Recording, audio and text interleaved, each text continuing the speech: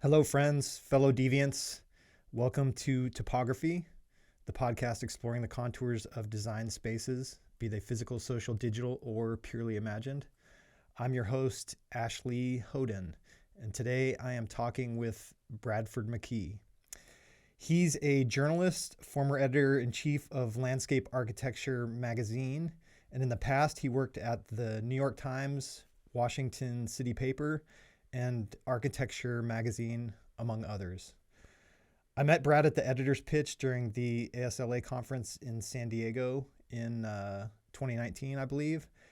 And he published an article I wrote for LAM based on extracts from my book, Finding Myanmar, off script on motorbike in a former police state. And publishing that article covering the environmental devastation and social conditions I saw in Myanmar on a motorbiking trip there in 2015 was really big for me. It meant a lot, and I will always be grateful to Brad for doing so. Anyhow, I had a great time talking with him. He's really clever, curious guy, and it was really nice. It was the first time we'd reconnected since publishing that article. Anyhow, I hope you enjoy. Thank you. Well, I want to talk about you and your life, but when I was reading these articles, I had some thoughts and I was thinking we jump straight into some of your work and then use that as a way to get into just your path in general. And so Okay. you just now released an article for LAM on sedges. Yeah. And so I wanted to get into that because that was really cool. And I want to start because there's this line that you wrote that as a writer I love. I thought it was just a brilliant, and sometimes the simplicity of writing is what makes it so perfect. You know, if you have one of those lines where it's just so boiled down to its essence. I don't know. When I No, see I that, know. it just like, I can't say I commit those lines, but I know exactly what you mean. Yes. oh, it's like it there's like a preciousness to it in my heart when I read a line like that. And sometimes when I speak it or say it, it just doesn't come through how good it is maybe on standing on its own. But when you put it in the context of the article and what you're saying about sedges, so there's a line is there a sedge that will solve for X? And I thought that was such a perfect way in, I don't know, 6, 7 words to distill what the point you were making about sedges and the how amazing they are as a choice for the cultivated landscape. Thank you. I'm glad you like that line. I like that line too. I don't know where it came from, but deep in my soul. I don't know. I was just completely, I'm still completely crushy on the topic of these plants. Yeah, yeah. I mean, I told Jennifer Root, who's now the editor, the fabulous editor of Lamb, there are plant stories and there are phenom stories, and this is really both. Because not only have now some people out there obviously can sort of um, poke at you and say, well, I've known about these for years, but I've talked to like 50 people now about these plants, and a lot of the designers I talked to, I think I talked to half a dozen designers who said something along the theme of, I grew up in a nursery family. Like my parents owned a nursery. I didn't know these plants. Um, and so one thing I had to do, because the whole point of the story for those just joining our broadcast, as it were, is to establish the novelty of an existing plant in cultivation, and in horticulture, which is different from conservation. And what I really had to do was, what I really tried hard to do was avoid confirmation bias, because I went into this as I came out thinking, these plants are 30 million years old, but I have not seen them before recent years, like really the last 5. And I worked at a nursery from like 2002 to 2008, and I mean, I know, I sold trees and shrubs up in that part of the nursery, but the perennial section, I know we had a couple sedges, but a couple. And so I know and no one ever asked me for them. I didn't really sell those kinds of plants, but, it's like, there was Sally Quinn recently was quoted saying, "Well, I hadn't heard of so and so, and that's saying something." Well, I mean, I'm joking, but I had not. They were so off the radar, and so when I started talking to Shannon Curry, whom I quote in the story I was talking with her at a native plant conference. She was giving a presentation at the Brooklyn Botanic Garden, like 3 or 4 years ago, on sedges, and I was really wanting to get to it, but I missed it. So I wound up sitting with her at lunch, and she gave me basically the presentation, the dope on sedges. And she had become this sort of guru through her marketing position for Hoffman Nurseries, which a lot of people point to now and say, I get a lot of my information from Hoffman. They specialize in grasses, and they have expanded into sedges. And what she said in the piece is pretty much corroborated by almost everybody I talked to, which was, they've always been around. There are a ton of them, but no one ever grew them. Now, in cultivation, I understand they need to be raised like a cool season grass. I think they take I don't know a ton about growing operations, but they take a different apparatus to grow them successfully. And it's not just greenhouse stuff. I mean, the temperature is kind of crucial, and I don't know, there may be some stratification. I don't really know all that stuff, but so the joke around the came back from this conference, and I was like, I just want to do a big piece on sedges.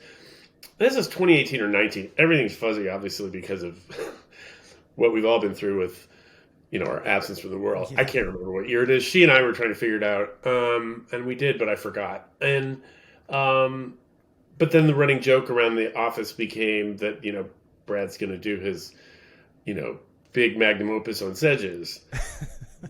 But, the joke being that Brad doesn't have time to, write down my phone number or I don't have didn't have time to write anything when I was running the place. So, once I was no longer doing that, I thought, well, now's the time. So it was really fun. And just everything kind of, I tried to cross-examine people so that I wasn't just asking them to, like, leading the witness, right? You don't want to do that when you're a reporter. And and then to find this guy who just planted almost 16,000 of them, but he'd never heard of this particular plant, was just gold. It was gold. So it was really, really fun, and I hope people like it. It's coming out May 1st. I mean, officially May 1st, but people got it early. So yeah. So what part of what digging into the sedges a little bit? There's roughly 669 in the U.S. different types in of North sedges. America, I think. In North America, yeah, about over 2,000 globally. Yeah. So they're a huge species. They change rapidly the way that they reproduce. They enable mutation, and so they end up specializing for specific patches of land. Yes. But then as a horticultural use, part of what makes them so brilliant is that because of the variety, that you can find a sedge that works well as a replacement for lawn, that uses less water. Yep. You can find a sedge that works well in streetscape runoff remediation situations where it will take a lot of water. Yep. You can find a sedge that will function both in high and low water, where it's prone to heavy rains and then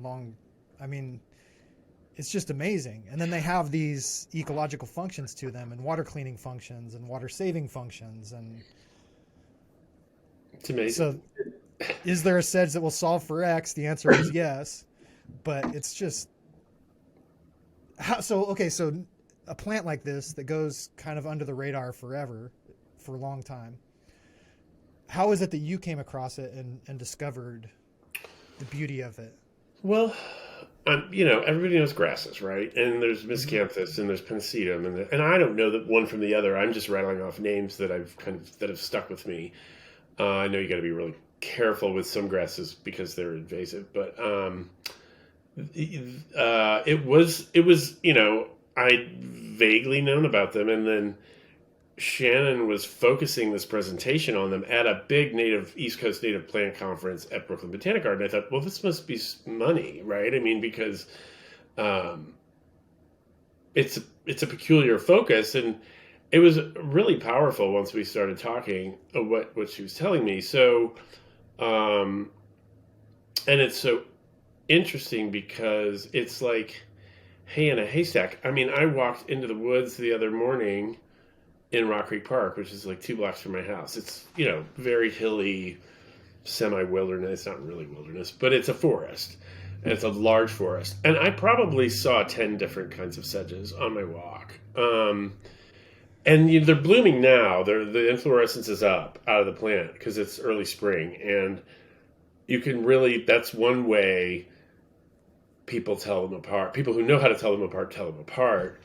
I'm looking at my window the other day. I think it was 2 weeks ago. My basement window. I'm kind of half out of the ground here, so I'm looking right out at almost ground level, and there is this giant sedge right outside my window that I didn't even know I had. Giant. I mean, this thing is like this big, and it's got a really long. It looks like kind of the one on that's. I'll not go there. It looks like one that's in the magazine. I can't identify it yet.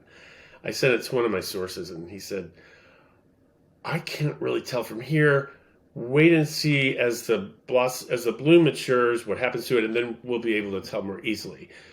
So it's kind of one of those things that people overlook, maybe because it's everywhere, or they just think it's grass. I don't know, but so the nature of there being what were called habitat specialists, as the one caracologist said, Hmm. the person who studies carex.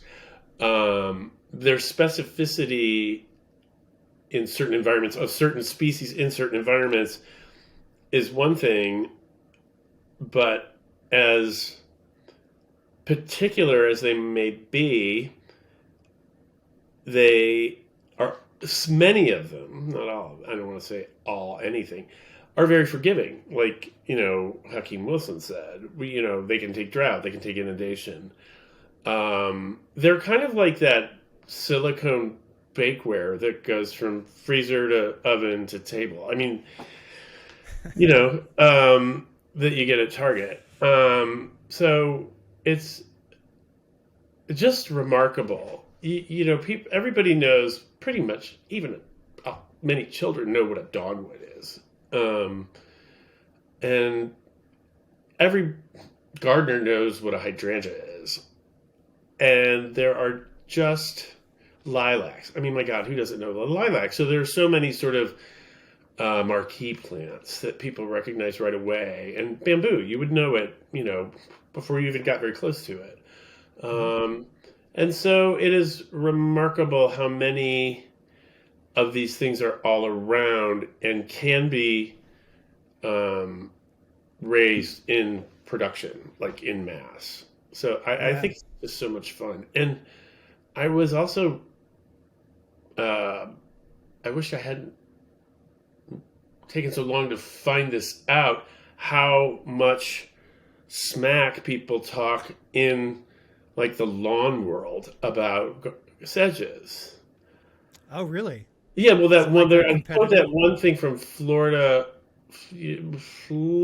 University of Florida's Agriculture Institute or something like that, and Yeah. they're like, these things are a pox on your garden, basically. I mean, it was just vicious, and I found other things like that from other extension services because they're into like sod and then torching it for the rest of your life with chemicals and mowing it and watering it.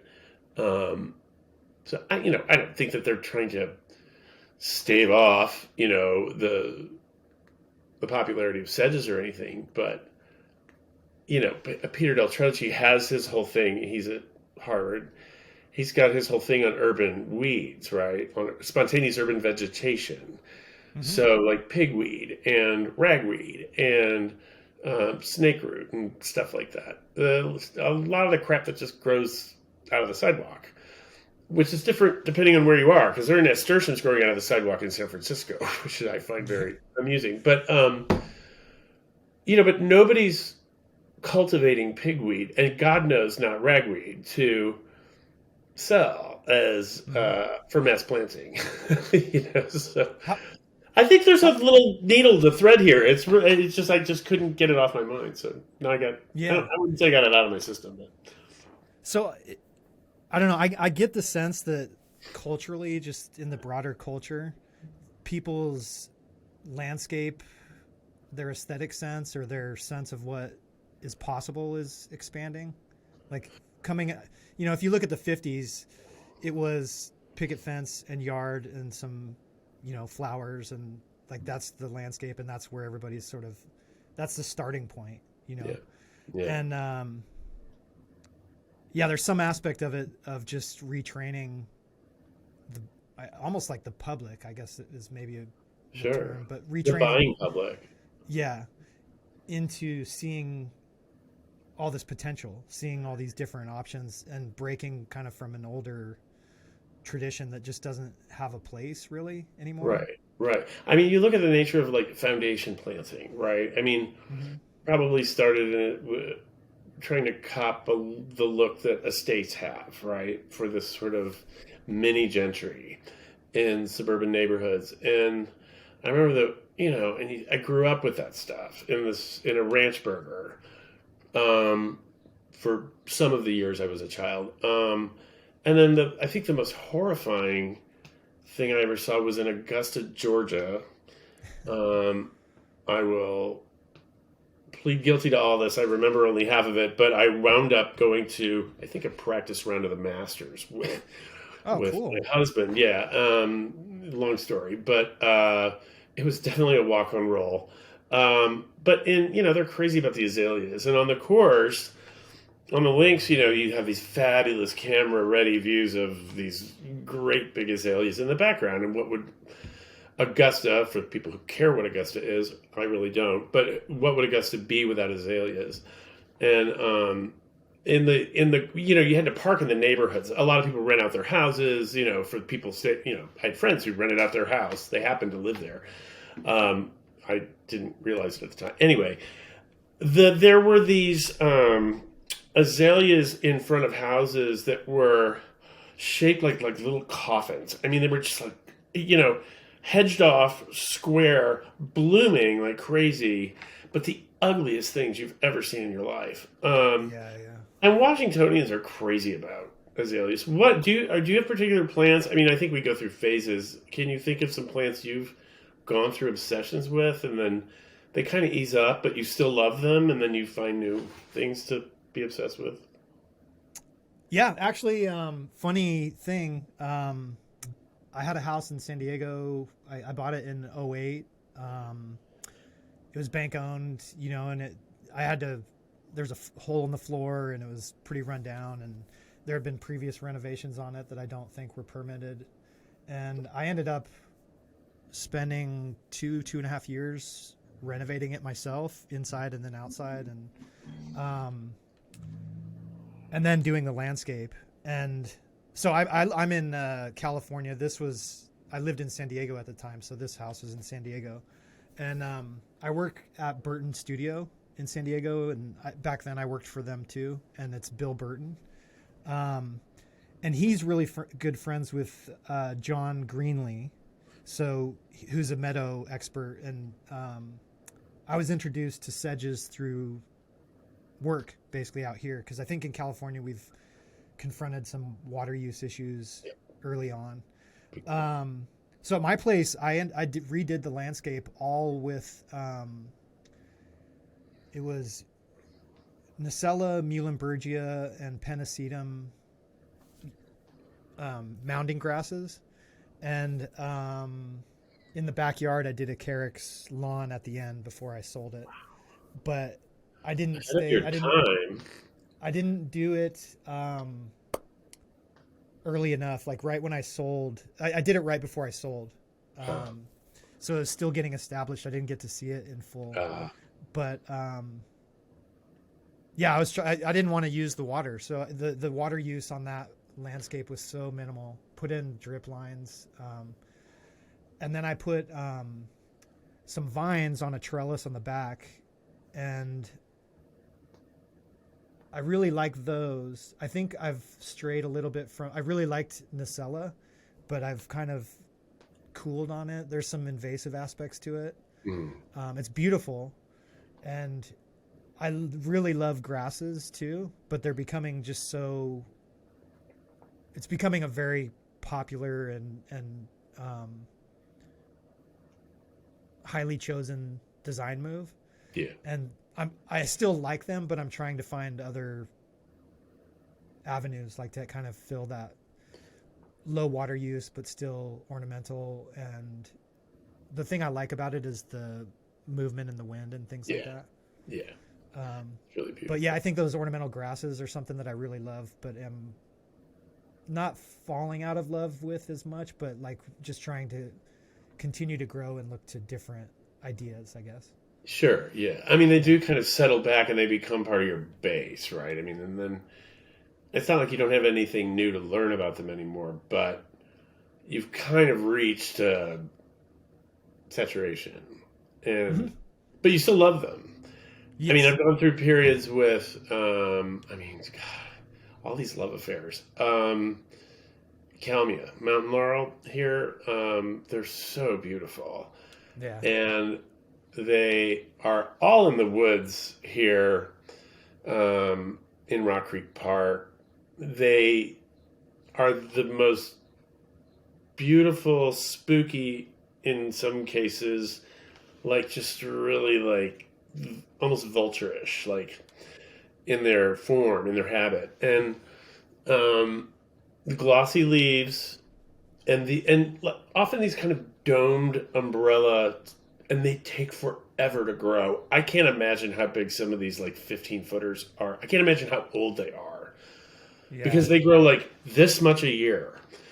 You Oh know, one goodness. little flush of leaves, that's all you get, and it sits right above last year's flush. It's not like a box, but you know, it's pretty open in its habit. But the trunks twist almost like bonsai, and or like some Japanese maples, but they they're really tough plants. They love poverty. They love to, like, I've killed a couple. You can't really find them at retail as good looking as they are in the wild. Um, they make the leaves too. They hybridize them, all the charm out of them. I think. There's one called Big Boy that I really like. It's got a big fat glossy leaf. But the flowers then are these little paper lantern looking things, and like I killed a couple because they just don't want much water, and I didn't put them in a wet spot or water them too much, but I noticed they began turning yellow and failing, and the vessels were blowing, and the water was running off my porch and Oh overwatering. wow. Pardon me. So that was, I mean, really, it's one of these. It is a ericaceous plant, so it's related to rhododendrons and heaths and heathers, and that's a really interesting just bunch of plants. Acid loving. The best thing you could do for a mountain laurel is take it out of the pot you buy it in and set it on a rock and walk away. And just like, Really? and it'll find its way. I mean, yeah, you really gotta like not overlove it. And then it was, I don't know, probably 10 years ago, I found this colony of plants up in the park. Um, Big leaf magnolias. There are a few kinds of them. They're deciduous. The leaves are like 30 inches long. They're gigantic. There's Wow. magnolia, I think it's Tripitala, magnolia umbellata, with the umbrella tree, um, and a couple others that are remarkable for the size of their leaves, their fragility. They're often taken down by squirrels just running on the branches. They You don't see. I It's hard to find them very large. They take a long time to get large. But then down the street from me, I walked my dog in the alley, and I noticed that all these gigantic dry brown leaves were blowing around, and um, I'm like, oh my god, those are big leaf magnolia leaves. And I eventually like kind of snooped around until I found the tree. It is as big as the house. I mean, this tree is huge. It's the biggest one I've ever seen. And since then, I've found multiple colonies up in the woods where there are more mature trees. None this big, but they're just fascinating. God, that is They, so cool. this little white flower, just gorgeous. Stuff like that. I mean, I love pines, but pines snap under too much snow here. A lot of the pines are pretty weak. Yeah. Um, and so I, killed enough of those too. They're so difficult to keep irrigated just enough because by the time you've overwatered or failed to water them enough, it's too late. I mean, you can't. So I think it's just like roulette. You just gotta take your chances. But I've had them go for a few years really well, and then they died. I'm like, I give up on these. I can't do it. Yeah. I think that's part of the fun with working with plants too, is just experimenting, seeing what works. Each site has its own little things. Yeah, It's pockets of shade. It's yeah. where wind blows or where water pools, all that stuff. Well, You know, we back here, this back garden. My house is on the end of a row of houses. Like they're all, we're all attached, and there's like 15 houses in a row, and then it breaks, and then there's 15 more. And then the neighborhood was built in 1910. The When I moved in here, the garden before I owned the place, the garden out back was a beautiful shade garden. Unfortunately, the beautiful shade was a Norway maple, which is not a very desirable tree. It was like 65, 70 feet high, and it needed to come down because a big part of it collapsed in a storm. And you can't. It's just you got a Norway maple. That's kind of all you're going to get because they take all the light. They take all the root zone. They take everything from everyone else. There's nothing left for guests. And the cities back in the I guess 30s or 40s planted them everywhere because they grew fast. Well, the fast growth, weak wood, not a great tree. So the tree had to come down, and it went from like this delicate shade garden to like Kuwait out there. I mean, it was just like, everything just died. It just fried. oh And wow. but then this catalpa started coming up out of the ground right outside my back deck, and I let it go, and it's now like 35 feet. I mean, Oh wow. probably in 15 years. And it's gorgeous, kind of trashy, but a native. It is a very good tree. It's a legume, so Yeah. obviously fixing nitrogen, I guess. And then my neighbor, um, who could give her, who could take or leave most plants, has an ailanthus, which is the trash palm or whatever, tree of heaven. Yeah. Terrible tree. I can't keep that shit out of my garden. It's like I don't even save that um, windfall for compost. I mean, I just got to throw it away. You cannot have that stuff around. And now It you got keeps the lantern. expanding from her yard into yours. Well, so the tree just is very prolific. I mean, they throw Yeah. off tons of seeds. If they get half a foothold in the ground, you're going to have a tree of heaven this big next year, and it's going to be this big next year.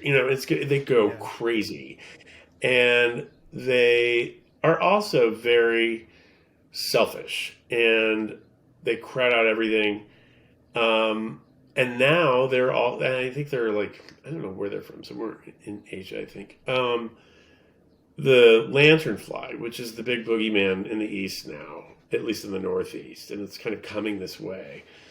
The Atlantis, I believe, is a host plant to the lanternfly, which in New York City, the rap is if you see it, squish it. Wow. Yeah.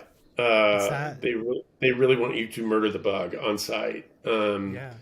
Everyone, every death counts. And so, uh, not looking forward to that either. Like if the lanternfly, shows up here, but they grow in alleys. They, again, they take over. They are opportunistic. So people might say, well, hey, maybe they're the bulwark against climate change and losing all our vegetation. I don't know. See, okay, so this is kind of getting me back to these articles because there's another one I want to touch on, but just the idea of how like a very minimal appreciation, not even appreciation, just a very minimal sense of using your personal space to help in an ecological fashion, or just at least not doing the bare minimum, like if you can just not plant this one tree, it's going to be better for everybody up and down the street, so I tying it in with sedges and bringing in a new aesthetic, ideas for replacing lawns or having these functional, but then seeing the beauty in these plants also and having them be ornamental. Your article on your interview with Doug Tallamy, Yeah. and his book about oaks. Yeah. It makes it ties in really well. I saw these two articles sort of fitting together pretty well, because part of what he's saying with oaks is how much biodiversity and habitat and how much it contributes just to the broader ecological picture. Yeah. And we can get into that, but then also what he's done on his house and monitoring insect life and things like that. Wild. So he starts by saying landscapes should do 4 things, and looking at it not in terms of like a landscape architect designing a landscape for people, but how they should function within the bigger arena of life. Yeah. And supporting a food web, managing watershed, lock carbon in plants and in the soil, and support pollinators. So those are 4 things that he was focused on doing with. And from that sense, oaks are 3 out of 4, because I guess they're not big pollinators, but I think not. Right. Yeah. It's all coming back to me, but you're reminding me. I mean, I learned a lot from doing that. And so he makes the case. Well, first of all, he talks about how on his property, he has 10 acres in Pennsylvania, and he monitors the insect populations, and he pays a lot of attention. And he was talking about how their 1 year of really heavy torrential rain brought the moth population down, but then they've bounced back. But then on after his land, 7 years, it takes time. It took a long time. But then also what he's describing is that on his property, where he's intentionally planted plants with these 4 criteria in mind, plants that are going to help with the greater ecology.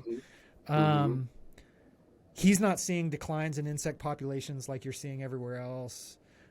He said on his 10 acres, he has 44% of all the moth species in Pennsylvania can be found on that 10 acres.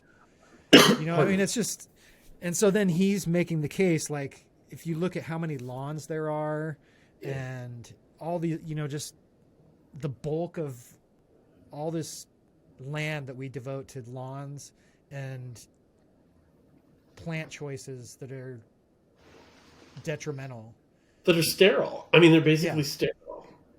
They take, they don't really give. I mean, you think about Nandina, and Nandina is like, it's like the common cold of plants out here. And it's, there are 50 different kinds, one uglier than the next, my favorite ugly one is Firepower. I mean, it's just so ghastly. But everybody loves it. Look in front of an office building. It's just terrible. And it's funny, it's funny when somebody like Talmy comes along and pulls together a bunch of stuff you kind of knew or maybe wouldn't be surprised by, but then kind of winds it all together in this really interesting way. And I think, if I remember right, one of my first questions was like, you study bugs, but you wrote about a tree. Yes. Or kind of tree. And he was like, yeah, because it is the union of all these critters that I study. And so I just been kind of semi-obsessed with that ever since he said it. And now I righteously leave the oak leaf litter in my garden. Isn't that so great? Yeah, well, I've been raking it up. I mean, and then putting down fucking expensive pine bark mulch or whatever, or hardwood, shredded hardwood. And so, since I spoke with him, I've become really snotty about people who rake up all their oak leaves, especially if they have a crew of 8 blowers come to do it. But can I just interrupt and talk about yes. how much I hate Please blowing? Do. You have as much time as you can. It is such a nuisance. Like the noise, the smell, just it is. Oh, it is. It's like yes. if you're gonna go with the bare minimum on a lawn landscape in your house, maintenance with the blower is like the equivalent bare minimum. Just like I don't care about anything approach right. to everything. Isn't it? It's like nihilistic. It's amazing. Yeah. And the funny thing now, blowers in DC, thanks to our former council member Mary Che, who's now on the board of Rock Creek Conservancy with me, she got a law passed to ban gas-powered blowers, and I think gas-powered landscape equipment. Period. So it's all got to be like battery, right, or corded. Mm-hmm. But the thing is it's like, but you still see people using them, and if you were kind of an asshole, you'd want to go up and say you can't do that, but you don't want to do that because these folks, the job's hard enough. It's funny when you give and those people are really probably the people who work for a landscape contractor are probably doing only the blowing that's absolutely necessary because they want to get to lunch or they want to get home and see their family whatever. But you give a suburban guy a leaf blower. And I was thinking the other day, it's like you give a child a garden hose and you say, just fill the bird bath, please. Right? Yeah. Right. I mean, I was one of them. I had to use a blower when I worked. Yeah, I mean, it's kind of a gas, so to speak. I mean, I had to blow the walks at the nursery before I left it. And you got this little jetpack on, you feel like, oh my God, I'm somebody else right now, and but they're very detrimental. They're, and if you have to, and there was nobody around the nursery at night when I was doing it, so I don't think I was bothering anybody. But God, the noise! Oh my God! And people just factor that into the background noise now, like those stupid Amazon reverse signals that were squawking like geese at the start of the pandemic. I was like, I think there must have been enough complaints that all of a sudden they just changed to a little like why can't they sound like a doorbell or something? I think they're so over the top in general. Just like I think people generally know when a car is coming at them. But. Well, it's like my friend Jack Schaefer used to joke, or he did once. He just despises sirens, and he was like, I would like to do a cost-benefit analysis of how many lives sirens save up against how many they shorten. I'm so on board with that. I actually recently I heard on some podcast, I can't remember, but they measured, or they had statistics about the noise of sirens over time. And what decibel level they used to be at when they first came out, let's say at the beginning of the 2000s or the 1900s, and then till now. And it's just gone up and up and up and up as the ambient sounds of our cities have increased too. because they Yeah. have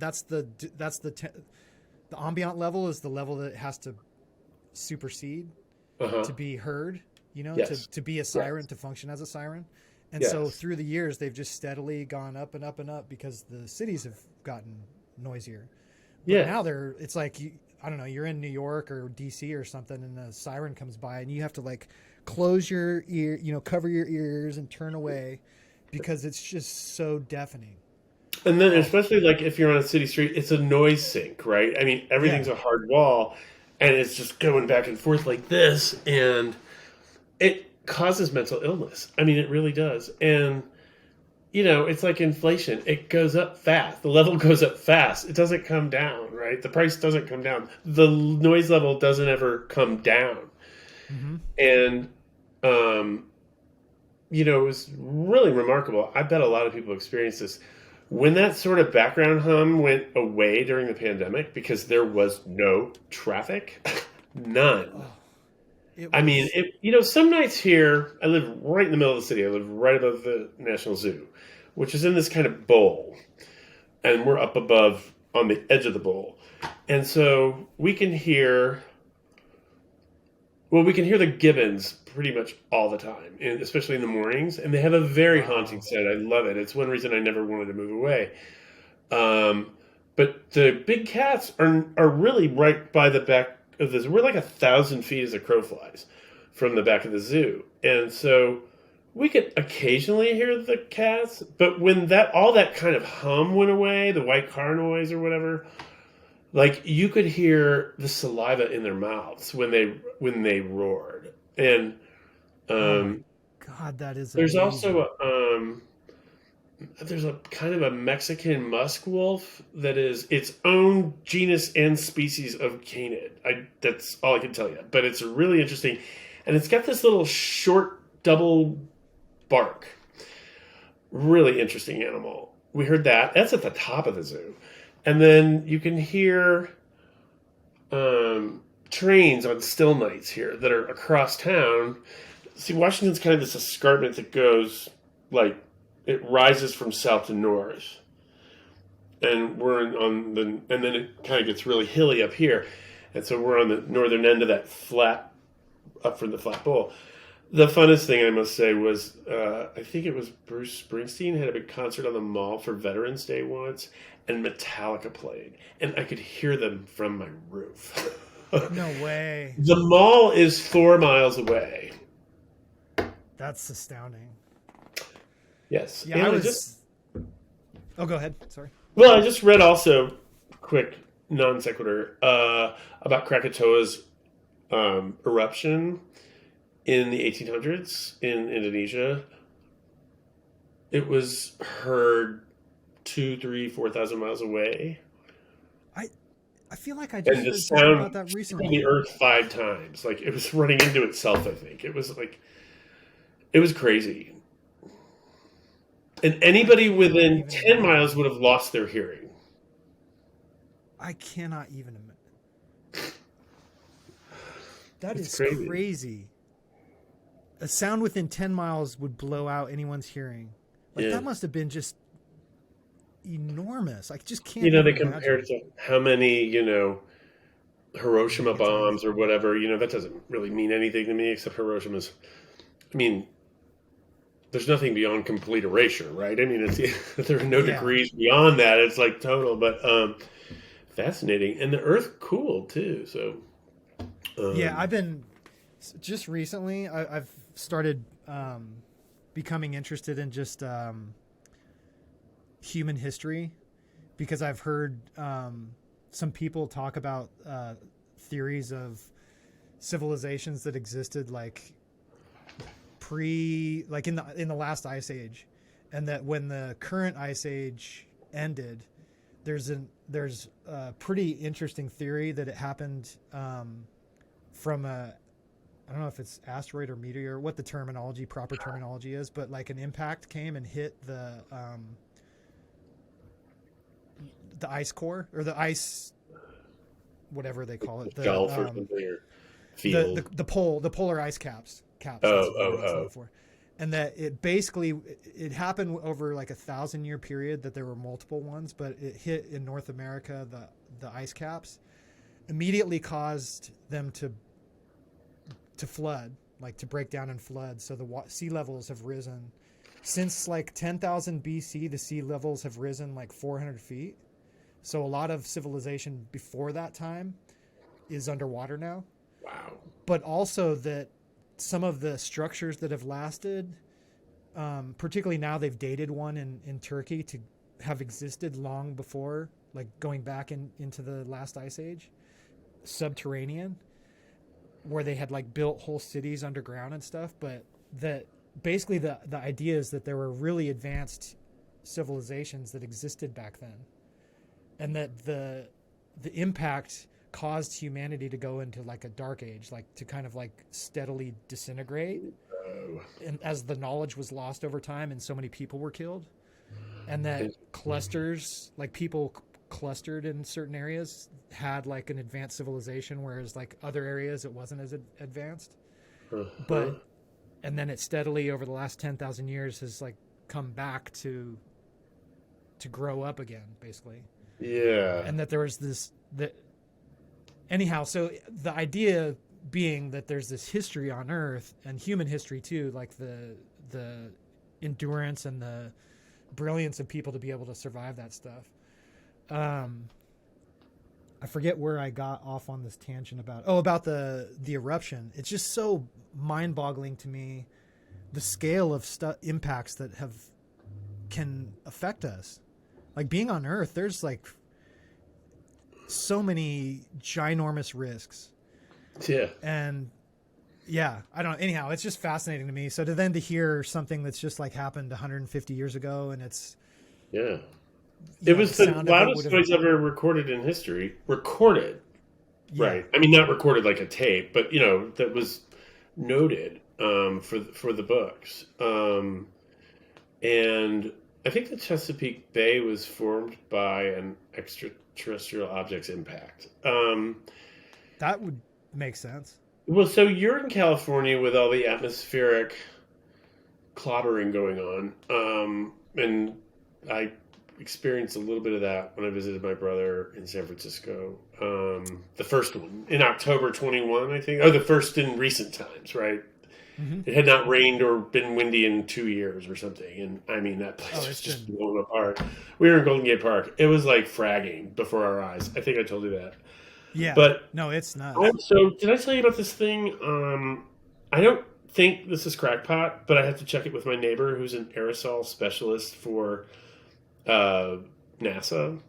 So aerosols are, I don't even know what they are, but they're in the air, right?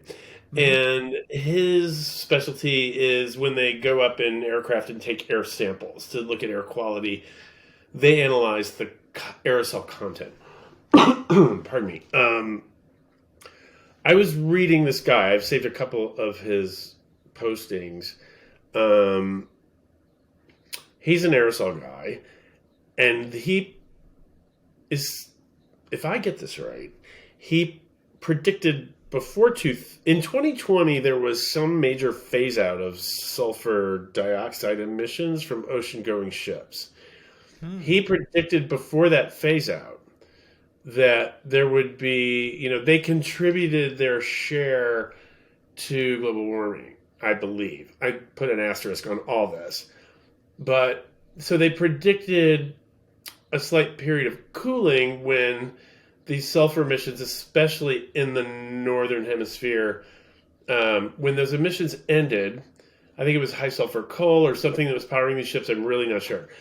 But they just all dropped like an elevator all at once. And in 2020, and they predicted that there would be a brief period of cooling, and then there would be a long period of rapid warming as the absence of sulfur unmasked the true carbon intensity in the atmosphere. And that is what is warming the ocean to, I think it's 21 Celsius right now in some places, record warmth, and is, acidifying ocean waters. And he if I have this right, is connecting it to the extremely turbulent, unusual, extreme weather in North America right now. I the that decision to reduce the sulfur use of ships is now contributing to the craziness that we're experiencing. That is what the decision to eliminate those sulfur emissions Huh. has allowed the carbon to do what carbon really does without this sort of cloth over it.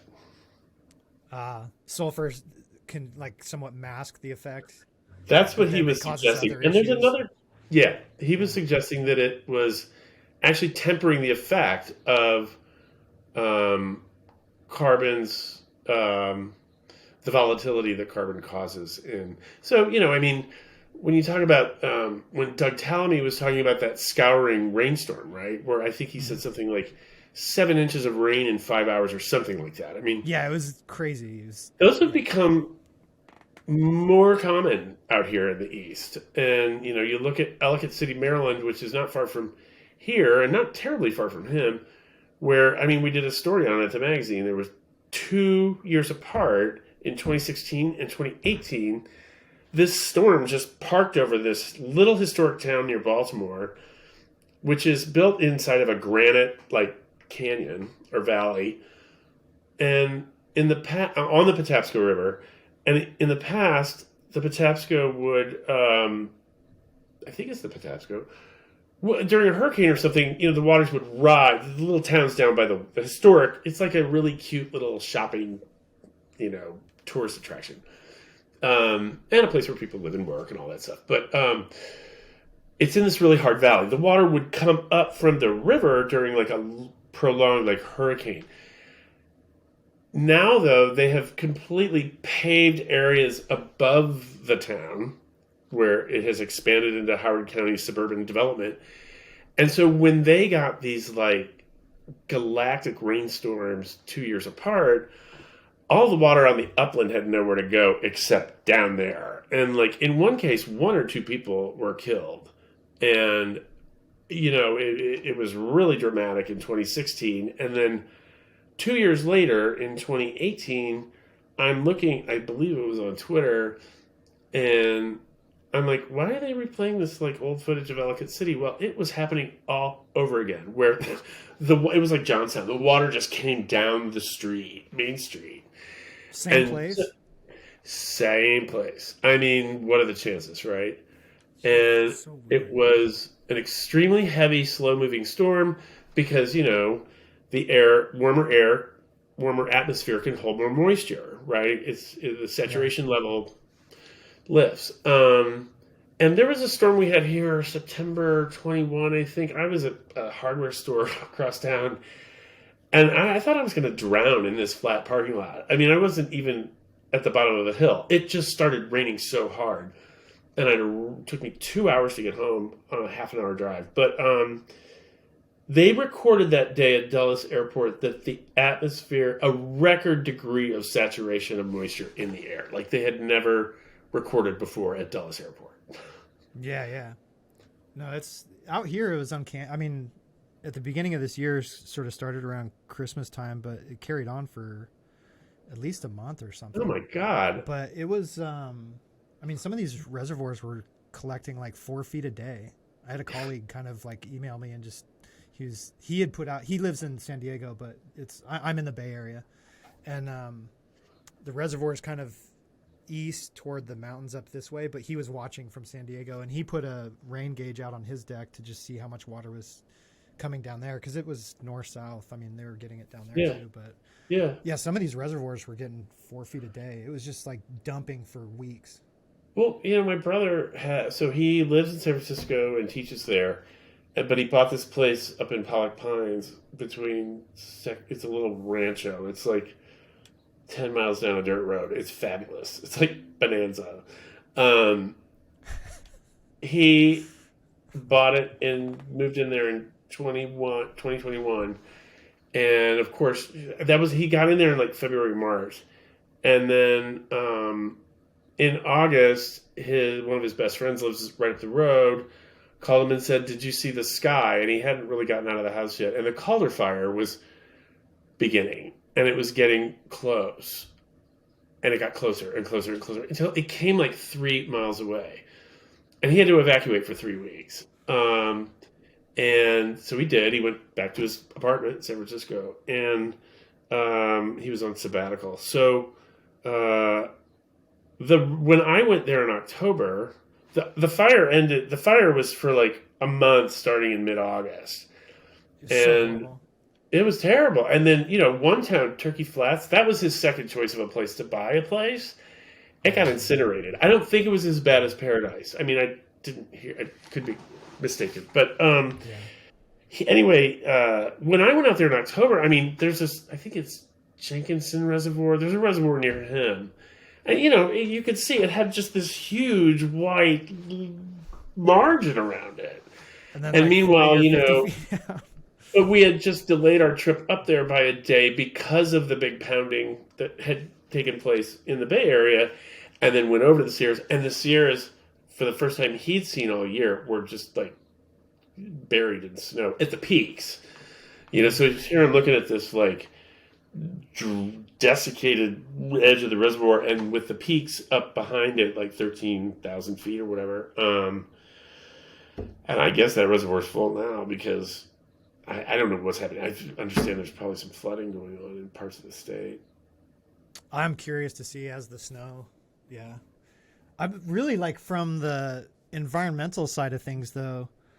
I'm so much like, it's very easy to focus attention on climate and the threats of climate change. But God, man, I am so like the oceans. Ocean acidification, just like overfishing, these issues with landscape and habitat and pollination and war, like the environmental impacts of war, sanctions. Like after seeing Myanmar and what was going on there, like I directly connect economic sanctions with environmental destruction. Like you go to Korea, from what I heard, North Korea, like they don't even have animals in the forest because they've eaten them all. Well, in Haiti, I mean, they've they have cleared the place out of lumber. Yeah. For fuel. I mean, you have and it's an island. I mean, you can't really. There's nowhere else to go, and I think there's a lot of desperation in Venezuela, and there's been a lot of kind of wildcat drilling. And, the place is just leaking oil. And I was in Barbados. This is starting to come up in the news. I went to Barbados in, I think, June of 21. And my friends here in D.C. have a place down there. And it's on the kind of wilder side of the island. It's on the east side of the island. And the kind of touristy crystalline beaches are on the other side. On their side, it's like Moby Dick. I mean, it's like the water is sapphire, but it's just heaving. It is the most beautiful, one of the most beautiful ocean things I've ever seen in my life. But the island is, I had to stay overnight in a quarantine hotel, this luxury resort that was nearest to my friend's house one night while I awaited testing for COVID. I mean, they were like chop chop at the airport. They were like, everyone tests. When you come to Barbados, this is why our infection rates have been so low, because we also don't have a lot of vaccine. And so I was basically alone at this place. Tourism had not really started up yet. But down on the beach, there's all this sargassum that's coming up from everywhere. There's a sargassum belt in the Sargasso Sea. But now between, I think, the Congo River Delta, the Amazon and the Orinoco, and the Mississippi, we're just kind of putting Miracle-Gro into the water, and the algae drifts are gigantic. And this resort, the Crane Resort, was spending, which was like Fantasy Island. I mean, it was a little over the top. They're spending like a couple $1 million a year just to pay people to go rake up this sulfurous shit. every morning on the beach. Oh my God. And it just Yeah, piles up. It's in like 6, 7 feet high. I mean, it's just like, oh my, what are you going to yeah. do? And now they're saying there's a super bloom right now that is coming for Florida. It's washing up on the Yucatan. It, and because, I mean, the Amazon, you look at the Amazon, it's like all the cattle ranching, all the nutrients they're pouring in, all the sedimentation, all this stuff. Hmm. And people think these systems are too big. I guess sometimes they're too big to think about or something, but they're really not that big. If you, So to tie um, it back in, actually, to tie this yeah, in, one of the bigger points that Doug Tallamy brought up was that his mission was to re-landscape the United States. And yeah, I think a lot of, if you look at a lot of these things, the residential landscape, how we run our agriculture, all these combined would you could effectively stop that problem right there just by addressing that. absolutely. You know what I mean? It's And like so just minimal. The changes are so minimal. yeah, So in some regards, in some and regards. well, and then it's like, God, where to start? Well, one thing it was, I think it was like my second day on the job at Lamb. I ran down to the National Gallery because Laurie Olin was giving a little talk to introduce this book called Keywords in American Landscape. It is this book that is like this thick, and it took 25 years to put together. And it's like this very beautiful, complete glossary of every landscape word you've never heard. And it was very I cute love it. because the audience was like the entire junior league was there to like line up to meet Laurie Olin, right? Oh, he's Handsome amazing. devil. And he said, and I know he said this elsewhere too. I think that he grew up in Alaska, and Alaska was a wilderness. And then when he moved east, I think he said either Philly or New York City, um, that was another kind of wilderness. And so it helped him determine to make cities as pleasant as they could be so that we don't fuck up the countryside. Um, well, that is not what's happened. And I mean, he obviously, could say that, and he has done his part. But I tell you, when you said that, you're triggering me. The urbanism, right? Like, what is urbanism? What is an urbanist? I think urbanist is a made up title that anyone can claim, and people do, and they put it in their taglines, and I'm just like, um, That's a really and I good get point. it. I get it. We all want great cities, and they're Yeah. just. It's like it's kind of like people talk about reinventing the wheel, and then Allison Arieff made that joke about reinventing the chair, and that's what architects are constantly doing, and other designers, and they, but it's like they pile on so much attention to solving the same curb width and street section, transit section over and over and over again. I'm so sick of it. It's like just get a kit of parts that works and Yeah, tweak yeah. it, It doesn't need. tweak it as you need to. Yeah.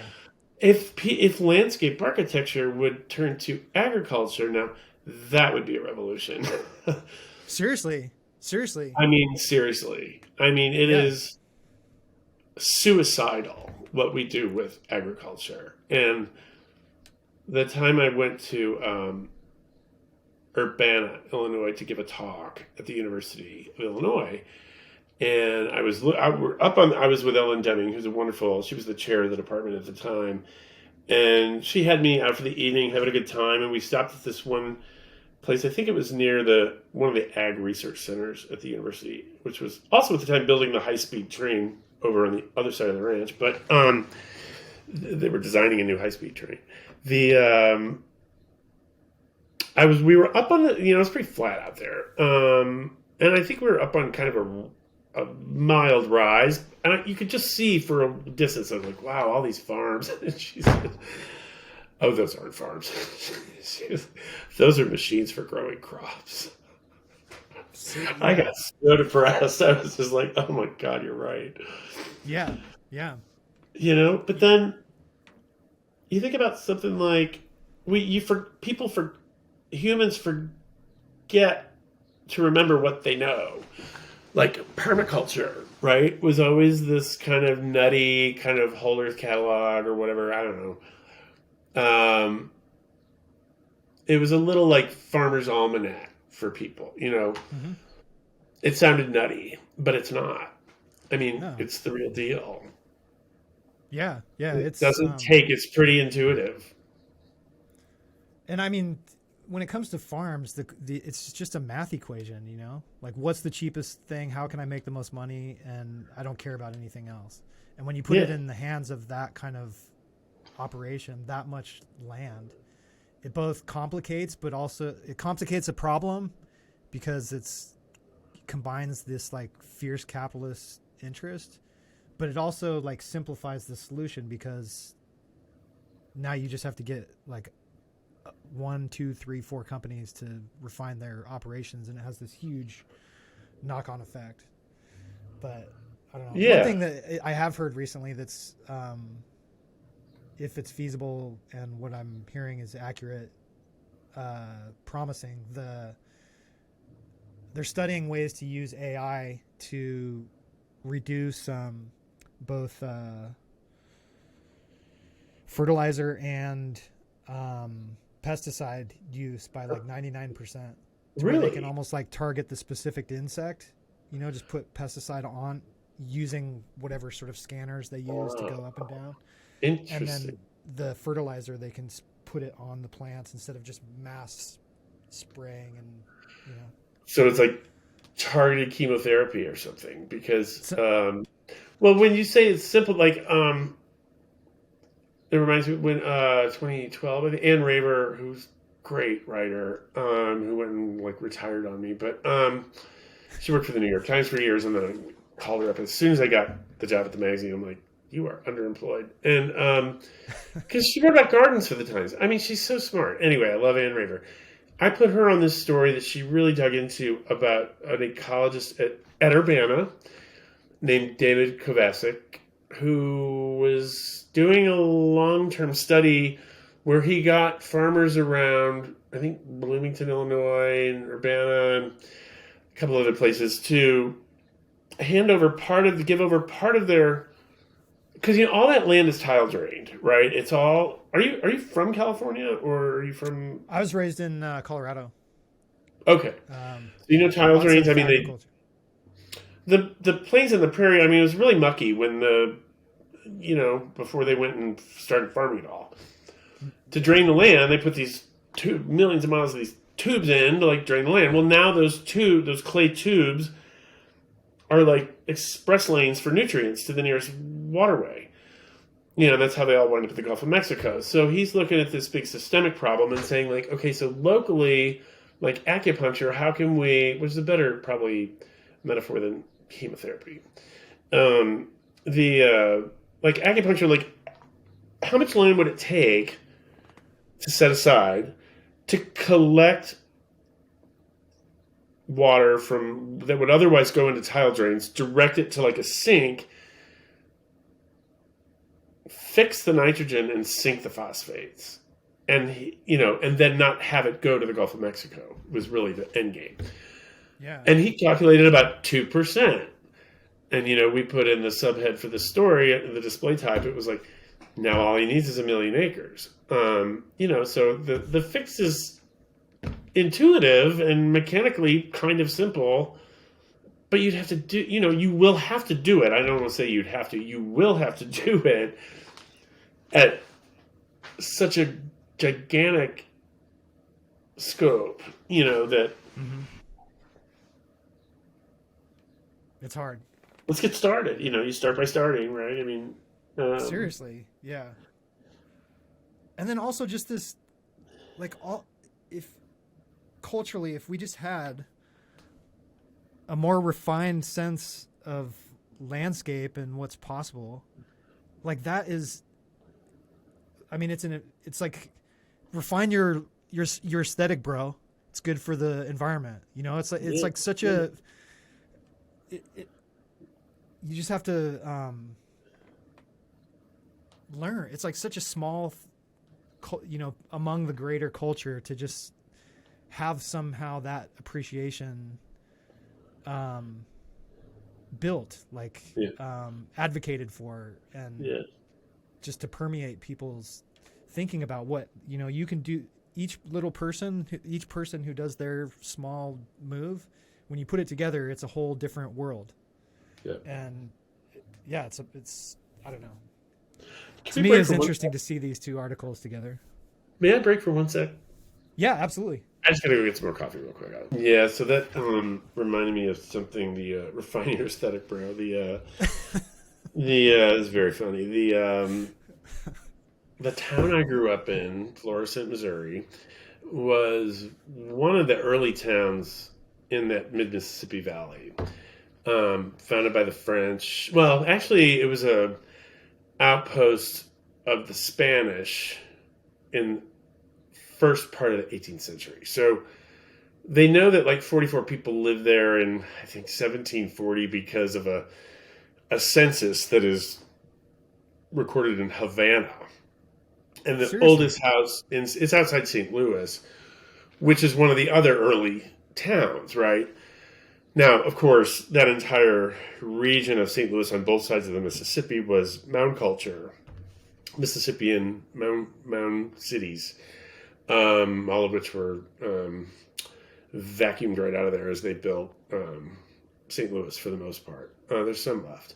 Anyway, so the oldest house in St. Louis County is the Casa Alvarez, which the town is now called Florissant. It was called San Fernando at first. It was a Spanish town. The oldest house belonged to an agent of the Spanish king. I guess a Mr. Alvarez or whatever, Agent Alvarez.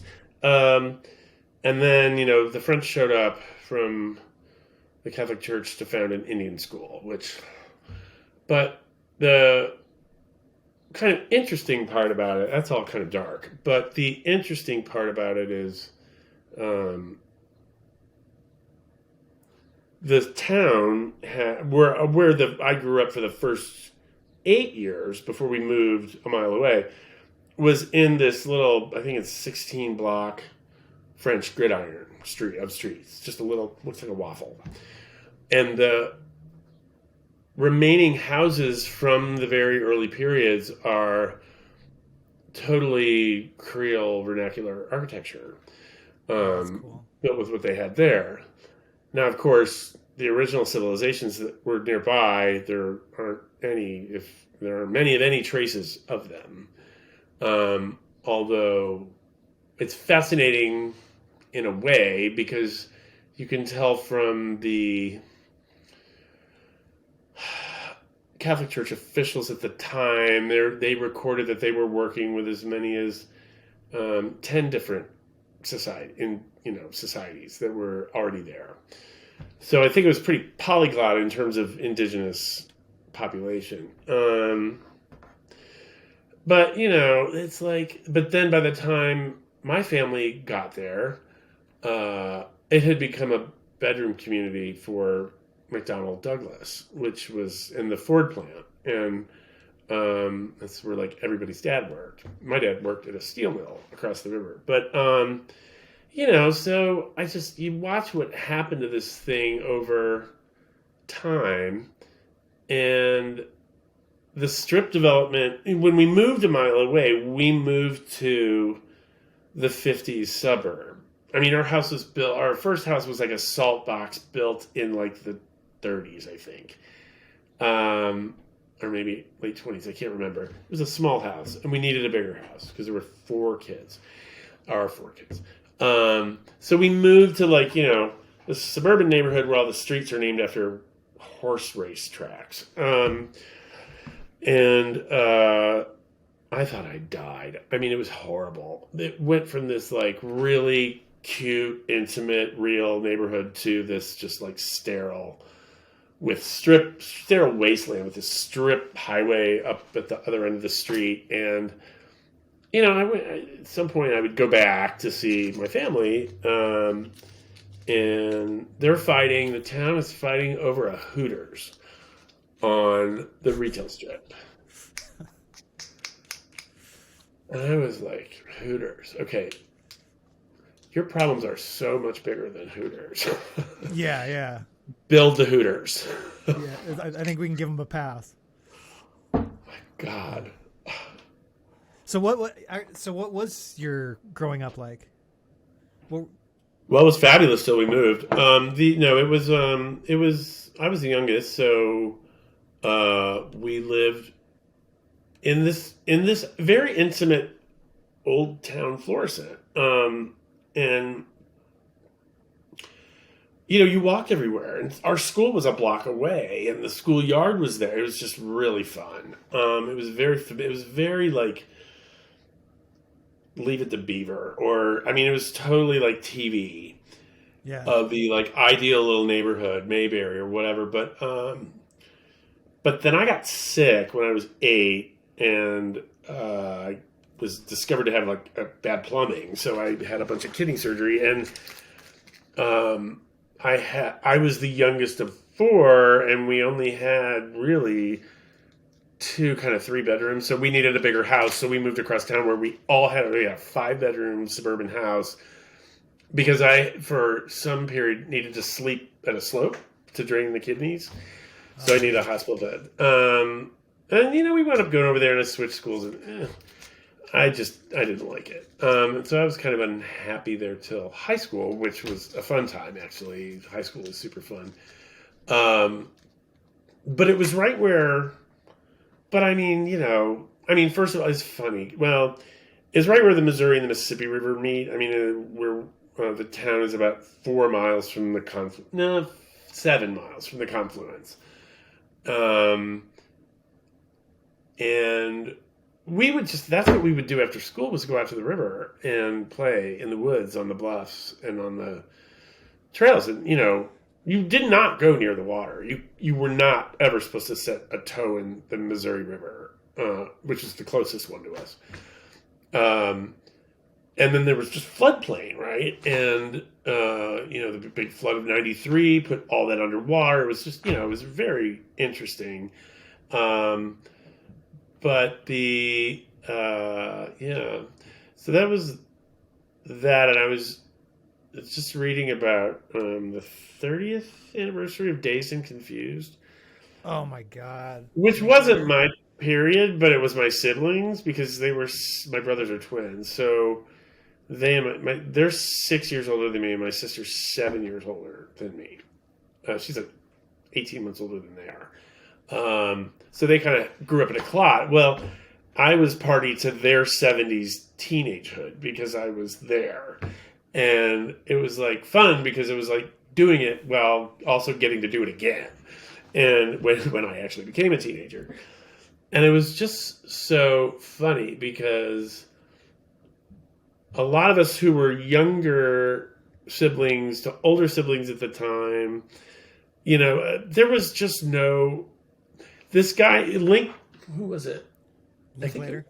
was it Linklater who told the writer in the New Yorker? I think it was. I can't remember the guy's name. He said something like, oh no, the writer, and I do forget his name. I had it. He was saying, listen, when you talk about baby boomers, people born between 46 and 64, like I was born in 64. My experience was far different from that of people who were born in 46. So maybe we better split this tranche in half because we're not talking about the same generation here. And he said by the time I got to be a teenager, our parents were so checked out on divorce and EST, there was no authority anywhere. What's And EST? EST? EST was that it was like some sort of self-actualization meditation. Oh, est. Yeah, yeah, yeah, est. Yeah, est. No, I always know call what it you're talking EST. I don't fucking know. But anyway, sorry. about. No, that's But it fine. really was the time. I mean, my parents were like the only parents who were still married among all my friends. And so, I had a regime to sort of observe and respect. But I mean, all the people are like wild. Kids were just wild. Yeah. And I don't know what's happened now, but everything is so overthought. It just doesn't seem like very much fun to be a child or a parent sometimes. No.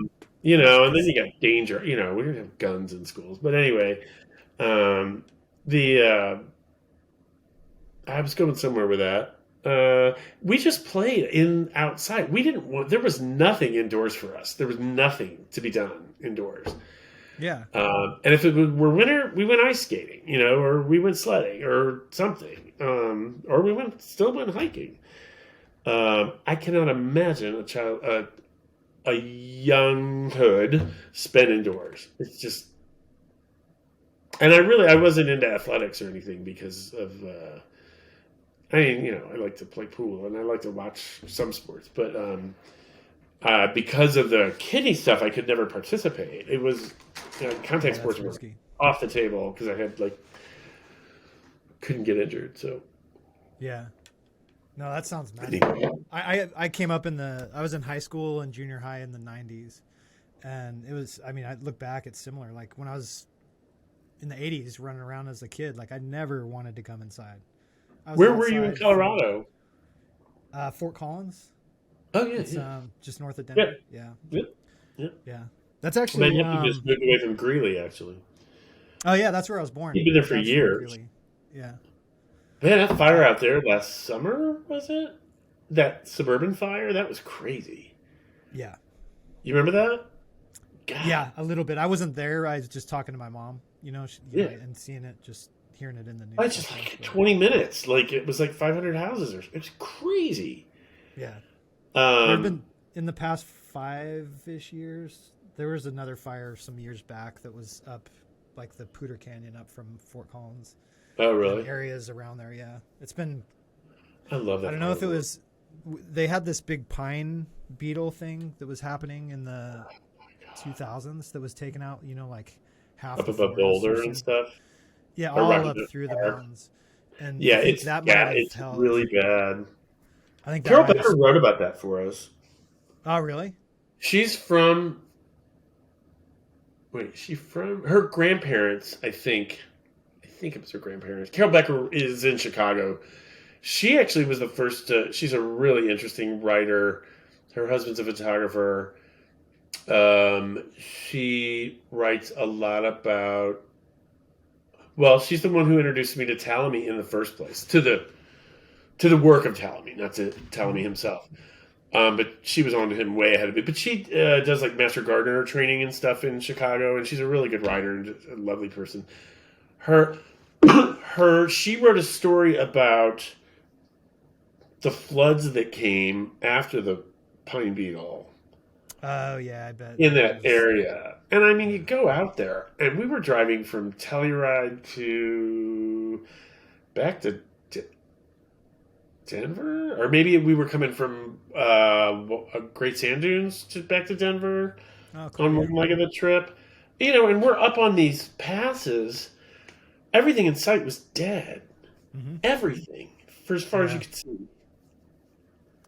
I don't know what would ever happen with that actually, but yeah, they were afraid it was going to just wipe out everything because they weren't Well, getting good winters that were question, cold enough to actually. kill. Yeah, and my next door neighbor's father and his wife moved here to be near their grandkids from Rapid City, South Dakota. And when we were out there driving around once, my husband Brian and I, right around the Black Hills, Mount Rushmore, pine beetle death everywhere, and then I think it was Trump or somebody was talking about having like a fireworks display out there, and I thought, oh, really bad idea. But It but I seems a true don't, Trump yeah, but I fashion. don't know you haven't heard anything about it. I haven't either. I've been You know, back and it's not. They're not dying. It's not like it was before, interesting, but I don't know what interesting. happened. Yeah. Yeah. Well, it's one of those stories. It's like nobody ever really tells you. Like, it's weird. Like when floods recede, you never hear about that really, I, unless I've become after seeing COVID and having sort of all these systems kind of reveal themselves for what they are. The the media arena is so broken, and I had no idea how broken it was. yeah, That now it doesn't surprise me at all because I see what they're up to. But it's sure, scare the shit out of you, and then move on to the next thing to scare the right, shit out of you about, and move on to the next thing to scare the shit out of you about, and then don't ever resolve anything. Just cover yep, it up with the next disaster, And amazing. so, And it's. yeah. I mean, this past week, hearing about the two not to be named television stars who lost their jobs. Oh Um, my. I never watched the news. I can't stand it. I can't stand broadcasting, except for NewsHour. And I'm in sorrow because Judy Woodruff retired. She was the last one standing, in my opinion. Like, I I think it's such a sign of the future of cable news now. Like it's just this dying, how can we de-engineer it? wailing. Unplug it. You Well, know what I mean? Like, get back to the folk revival. it's happening. It's all moving to people online. You know, like people doing the news independently. It's all going there. They have way bigger audiences than cable news. Cable news is basically living off of their bundle model. Be- Well, that is the one thing I will say about all this Fox stuff that is so interesting and is just starting to come out, which is the deal they need to hack with the carriers. yeah. Yep. Ha- All of them are going to confront that because their viewership is dying. Basically, they're going out with the baby boomers. They're dying. Like I think Fox is really guarding its viewership statistics because the last time they revealed it, it was people like in their late 60s or something was their demographic, and that was like 7 or 8 years ago. So now their viewership is probably moving up even into the 70s, and it's like 100,000, 400,000 people, something like that. Oh my And God. all the online news is millions and millions of people. Yeah. It's like a dinosaur that's just screaming and yelling, but nobody's listening as it Well, dies. when I first saw Don Lemon, I thought he's really good. And this is years. I don't know, I forget how many years he was there, but it was. I don't know why now, but it seemed genuinely shocking at the time when I would turn on CNN and see him kind of ranting. I mean, and I basically agreed with the guy, I guess, but I just thought that's so inappropriate for a newsreader. I thought he was a newsreader. Apparently, he morphed from one thing to another without telling anybody. I don't know. Or nobody was, I don't know. Was there an announcement? I don't know. But I just remember during Katrina, there was a really good newsreader, Kira Phillips, on CNN in the midday. And that's back when we used to have the TV on while I tried to work. Well, I was watching it because of Katrina. And she's from Louisiana, I think New Orleans area. And by the Tuesday, when nothing was happening with all of these people at the convention center and the stadium and the Superdome or whatever, she kind of came close to an outburst with this one government official and just said, "Where is the army?" She was like, "Why are these people sitting there?" And it seemed like she just snapped, but not inelegantly. And she was absolutely right. And the air was just boiling, right? And I remember how shocking that was for her to kind of step out of the kind of, anchor role and go like, can we get some fucking help here? I mean, my God. And that And then you get to downline, Rachel, I like Rachel Maddow because I guess I appreciate her because she breaks news. Sometimes she opens up things that other people don't open, but I don't watch it. I mean, I don't, I don't really watch television, but anyway. It's just, yeah. I mean, the yelling and hyperness and the format and having like 8 people and you have 2 minutes to talk and My God. just, yeah. And we had a running joke about David Muir's newscast on ABC, the ABC Evening News. Is that what it's called? Because Peter Jennings was a god, right? And R.I.P. And now it's just like we joke like, how many millions of people tonight are in harm's way for the weather? It's always a certain million. It's either 18 million or 24 million or 32 million people are going to suffer temperatures of 28 degrees tonight. Is really what he said. It's just like, oh my, and it's just just get everybody all spun up about weather. So how did you end up going into journalism?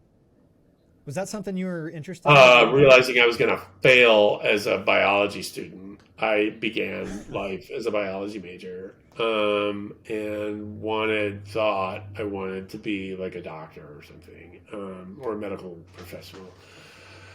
And I had the best chemistry teacher in the world in the form of my father, who was a chemist. And I just, math didn't, it was difficult for me.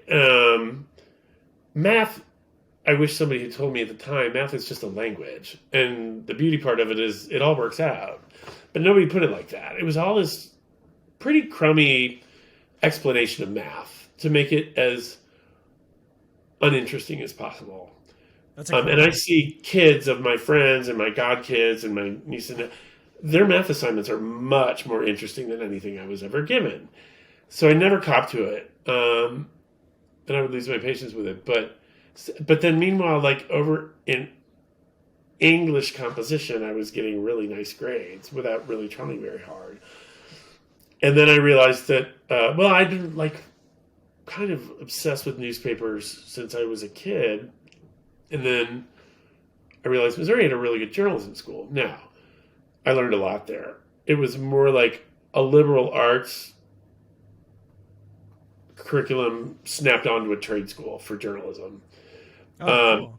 I value everything I learned there because you learned how to do it right and how it's done wrong. But they also kind of overthought it in the sense that they didn't tell you, this interview, like when you trained in News 105 because it was a tough school. I mean, they did not, you had to, have a certain height, grade point average to get in, and blah, blah, blah. They didn't just tell you that an interview is just a conversation, and you have one every day with people. And the first prerequisite is interest on your part. So find your way toward that, first of all. And they would just kind of like structure it and like suck all the life out of it. I mean, at the basic levels.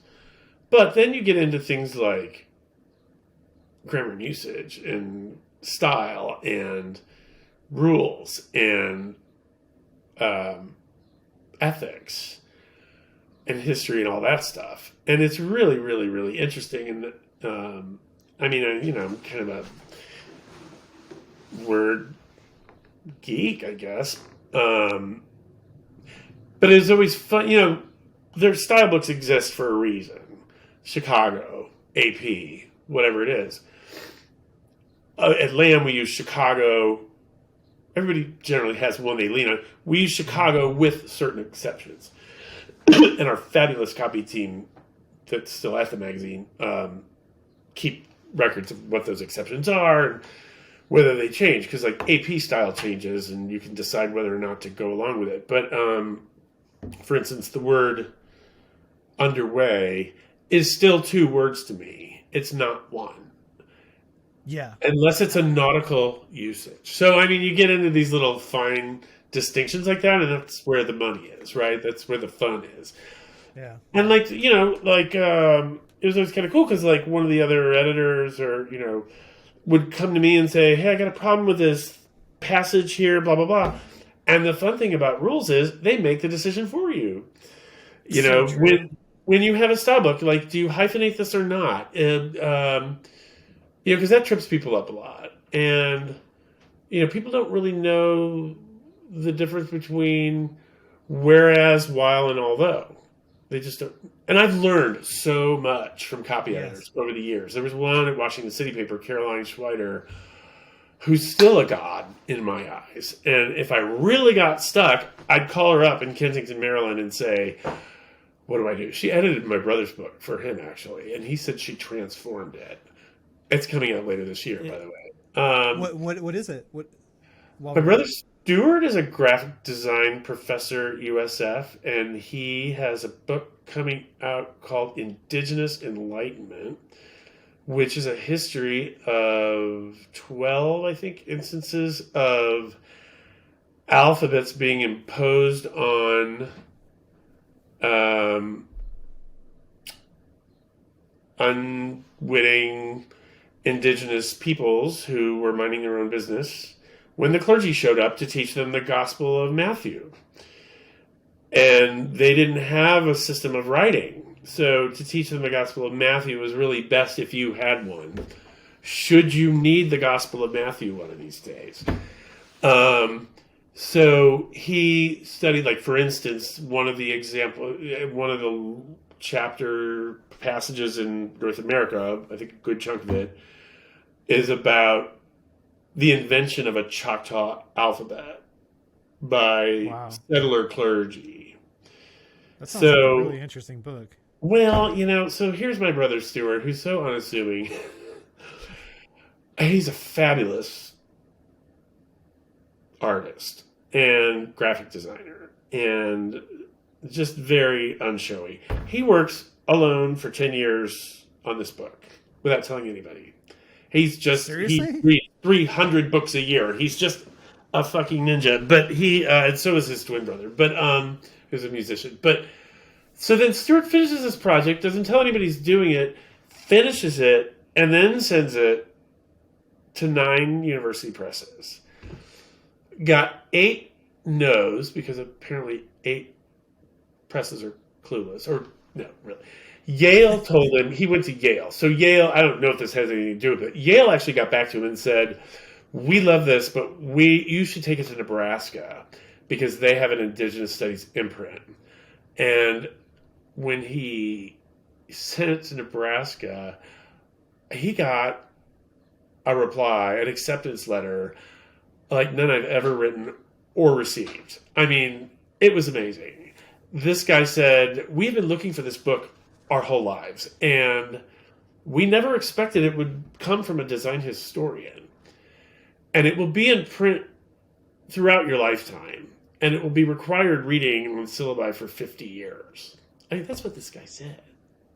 Holy cow. How fast can you finish it? Stuart's like, "It's finished. It just needs to be designed." Oh my goodness. And That's so so cool. it's That's just a like a great story. unicorn. So it's going to be, but there are examples of, I think, in Australia or New Zealand and other parts of the world. I haven't seen the whole yet, but I know that early on he was just kind of struggling with knowing how to get it all together in the beginning. And he sent it to Caroline, and she just like completely dressed it up for him, like got it, locked it down, and said, "Here's what you got to do." And I was just like, "Wow, that's." So that skill is so somebody who has that talent. It's like you almost can't publish a book without somebody like that. No, and I'm not, I'm a grammar geek and stuff, but I'm not a copy editor. That is a whole different Yeah. art. And Lisa Schultz, who is who is still at the magazine, I would look at her at the end of production, and she would be there with like the final spread off the printer in color, everything's set, looks like it will, and she's going through each of the printouts of the previous proofs to make sure. I mean, Every single. I'm in the middle of finishing up something with them right now, and I, for some reason, last night was picturing her going through. She would hold her pencil. I have a pencil. She would hold her pencil like this, and she would be. It was like so distinctive the way she would do it, and I just thought, oh, thank God for people like that, because I just. I just float away somewhere. You'd never get anything done if that were my job. I just can't. It's funny because you got most excited talking about learning style though in school. Isn't that funny? I love it. I mean, Yeah. it's logic, right? And I mean, that's what I really look for in writing. And there was so much to unlearn, like, because when you're in a certain age, you feel pulled to be flashy, and then if you're lucky, something dawns. I mean, where'd you learn to write? You're a fabulous writer. All just really super simple and clear. Like, it's funny. I was gonna say when I learned just writing, like self-taught. and reading. I finished school lacking a lot of life skills, and I sent a good part of my 20s like working with a mentor, doing I spent most of my free time just like journaling and trying to figure shit out because I just didn't know how to live in a lot of ways. Well, like how to no, you be a know, human. Um, the best way I know how to explain it is like if you grow up in a very specific context and dynamic that doesn't have a lot of your way of learning how to get by in that context isn't easily applicable to the greater society. So I grew up a lot of times like looking at friends and people and not understanding how they knew all these rules that I didn't know. oh, Like all interesting. these ways of interacting with people that I didn't understand and like how to. So I came into the world not really knowing how to be professional, like how to Yeah, conduct myself in an office yeah, or how to like go and meet friends very well that I didn't grow up with and sure, never knew yeah, me. And like, so I spent a lot of my time using writing as like a way to sort through my thoughts and figure things out and like an introspective tool. And, I started writing some poetry as a way to kind of be creative, and it was horrible poetry. I hope nobody ever finds it or sees some of the stuff I wrote in my 20s. And then it's out there. We found it. it's probably somewhere, and it's gonna be anyhow. And then I went and traveled. Like I reached a point with work that I was kind of like operating in an office was really hard for me too. So I would kind of like give what I could for a certain amount of time, and then I would like have like all the stresses that accumulated over that time would like take me to a breaking point, Yeah, and I would have to get out and go and like be free for a while. And I did that a couple times, and but I would write, and so I wrote about like every day for over a year when I was traveling, and that was the big change. And reading all the time. I was reading books. There were these book exchanges, so I'd read like Steinbeck and Hemingway and Herman Hesse and like whatever was around, all the classics really. But I noticed as I was traveling, my writing would change based on what I was reading too. yeah, So I was absorbing people's methods and things. yeah, And then I think it was really just like putting in the 10,000 hours of doing it, yeah, and you learn how to refine and change it around. yeah. But funny thing is, a friend of mine in the middle of that process said I should like he was like a lawyer. He was studying law at Penn, and he suggested I read the style books. And at the time, I was like, I don't know. I kind of liked just being free and learning and writing however I wanted, and I didn't want to be too. I felt like it would be like constraining. It would restrict how I framed sentences and words. Yeah. But when I did later on, I ultimately did this magazine called Deviation, and I was publishing it and putting it in the bookstores in New York. And that's when I did that. I was like, I got to read these style books because there's just a process. I started to see, like where you hyphenate or Yeah. what terms do you use for, let's say with abortion. Is it proper to write pro-life? Is it proper to write right. pro-choice? Yeah. Is it Yeah. proper to, Sure. there's And understanding specifics that there. Yeah, totally. And I remember when I read it, so I read the Chicago book and the AP book and being completely blown away at how much I appreciated that information and how having like a true answer. Yes. The one thing that I'm going to raise a gripe here that I've been carrying with me and I've never voiced anywhere else. How the hell is data a singular word? I cannot stand people saying the data show, because where do you ever have one singular data point? Yeah. Like data is always a body. It's a body of data. It is. And it sounds It's like stupid. group. It's kind of like group. Yeah. The group. You don't say the water show. Water is a like if you're talking about a singular portion of water, it's a drop or a molecule. Data is kind of the same way. Like if it's just one point, it's not really data. It's like a statistic. But data is a whole body of statistics. Well, we had this issue at City Paper. I was the arts editor at Washington City Paper for a few years, and we would have this problem with references to bands because we did a lot of reviews of punk records and rock records and jazz records, but younger writers starting out would always refer to the band as they. And like a company, the band is it. Yep. And so that's the kind of thing. And it's not to be like correct, it's just to be consistent. And it really affects how you conjugate a verb, right?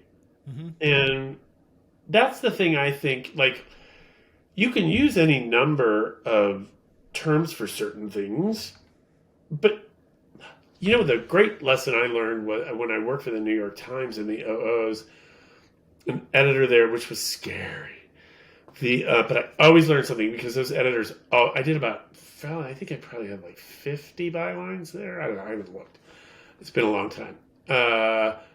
But an editor there said, there's this thing that Fowler, and have you ever read Fowler's Guide to Modern English Usage? Or I think anyway, he calls it, and he forbids it, elegant variation, where you're trying to shake up the words and call something different every time you refer to it, so that you don't look shop-worn and repetitive in your writing. Well, au contraire, when you get to the New York Times, I was told, I remember clearly, Brad, if it's a car at the beginning of the paragraph, it is a car in the middle, and it is a car at the end.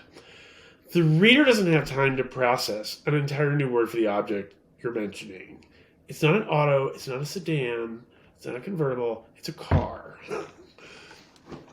And that was part of what they called cracking the code of the Times, which taught me a lot about how to write. It's a very austere, and yet you could get away with saying things at the Times that were fun. It was, if you were good at it, they let it be a writer's paper. Whereas you could see at the Post that they were letting the writers get too loose. And there's something cool about, like, the Wall Street Journal was always famously an editor's paper. And there's something sort of groovy about that because it's kind of a drag show, right? You're putting on this suit or this trade dress, to suit the style of the house. Now, I haven't read the Wall Street Journal regularly since Rupert Murdoch bought it. I mean, I literally quit reading it that day, whenever it was.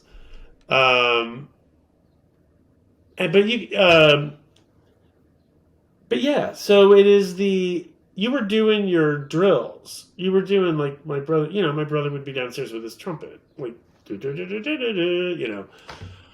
for the entire neighborhood to hear.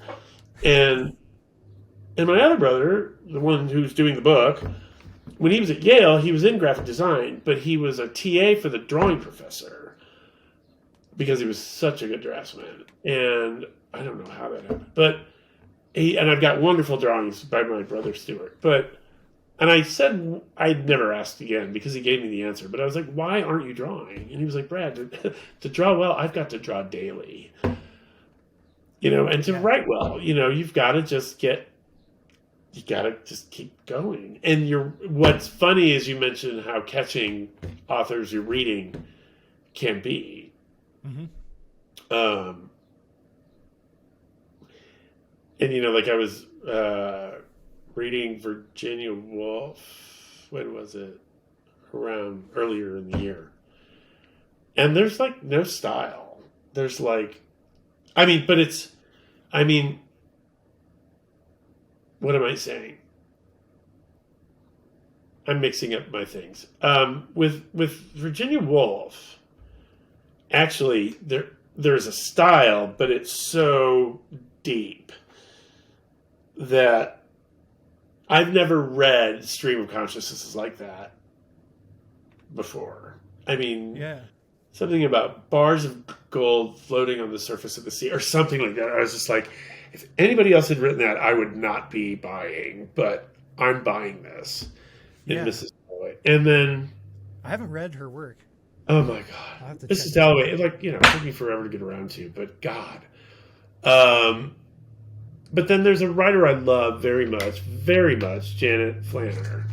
who wrote for The New Yorker for, I think, over 50 years. She was in its first issue ever. She was the European correspondent, except for the few years she fled World War II, lived in Los Angeles. Flanner, again, you're just like, I can't parse it. It's so good, and her style is just her knowledge. But her knowledge comes from what she reported. She's clearly just a reporter, a killer reporter. I think I'm running out of voice here, Ash.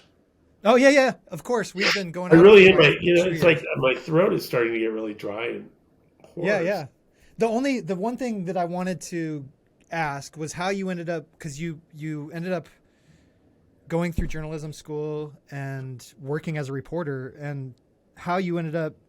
You started as a senior editor in architecture, and you had mentioned your time at Washington City as the arts editor, and then you were a contract reporter at New York Times. Yeah. And then you were a contributing editor for ID Mag, and then for Architect, and then you became editor-in-chief of Landscape Architecture magazine. Saved my life. And so, it was really interesting. Surprised the hell out of me. Sorry. Well, I was just curious. So, because landscape architecture is such a small world. Well, and I'm always curious how people find their way into that. Well, I am too. Not least when all ASLA, I'll start with a side story like Cheryl Strait always does in the advice columns at Dear Sugar. I'll start way over here. In the latter years I was at ASLA, we would do these field trips, the whole organization. We'd go to see a project and have like Michael Ferguson show us the wharf. And then we went to University of Maryland to have Dennis Nola, to be guests in Dennis Nola's studio during like the crashing final weeks of April. And there was a woman over there in his studio, master studio. She was a retired pediatrician. Getting her master's degree in landscape architecture. So like that's why we don't call them young professionals. We call them emerging professionals. Yeah. She was fascinating. But so I was... Okay, so I got really lucky with the architecture gig because I wanted to live... I love Washington. It's a beautiful city. It's very much my scale and my size. And it's some people will say, well, people wear tennis shoes with their dress clothes or whatever. Like, oh heaven! Refine your aesthetic, bro. And they do. I mean, it's true. Or they used to. But I always just liked the atmosphere here and the scale. So I wanted to stay, but I wanted a fun job without moving to New York and torturing myself over it. It's good. And I had a friend who knew the editor of architecture who was looking for a staff writer.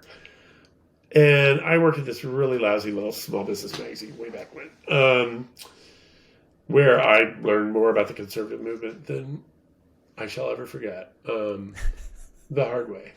And I mean, the whole staff were very liberal, but we were at the U.S. Chamber. I needed health insurance, okay? I got my education. So I went to work in architecture, and it was so wild. And I'd always been interested in architecture and space.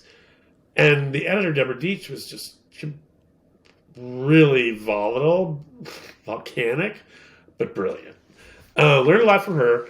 And then that ended because they moved to New York. Long story. Then I went to work at City Paper. And then City Paper was really fun. I mean, like a family, right? And they, like, a lot of them still all live in my neighborhood. It was really, really fun. But it was a lot of work for almost no money. And, but it was like a proving ground. I mean, and a lot of great people came out of there. So then I went to freelance. And I was freelancing and I was still, I was working for the Times, and I was kind of still nominally writing about architecture related things. They got me to cover the furniture industry, which was really fascinating. I became very interested in furniture. And my first story for them, though, was about horticulture. It was about espalier, which I had become obsessed with. And but then something happened that was, long story short, I had attended in '93 when I first started architecture. I was sent to cover the first Congress for the New Urbanism at the Alexandria Lyceum or something. Vincent Scully was there. Jack Robertson was there. All these bigs were there. Duane and Calthorpe and all the people who made their names with that stuff. And, you know, it was 1993. I thought, well, you know, this is kind of interesting, but it'll probably be gone in 6 months. Au contraire. They became a movement, and then I had not checked in with them for a while and went to their conference here in Washington in 2004, where I noticed that they were actually doing something really smart, besides doing style books for suburbs, which was to merge the language of planning with that of public health. And I mean, this was new. I can tell you this was new. The 11 years before, in my short life, the only time you ever heard architects talk about health was when Anshin and Allen designed a new hospital or something, or Payette, or, you know, Venturi, if you were lucky, and Scott Brown and Venturi. And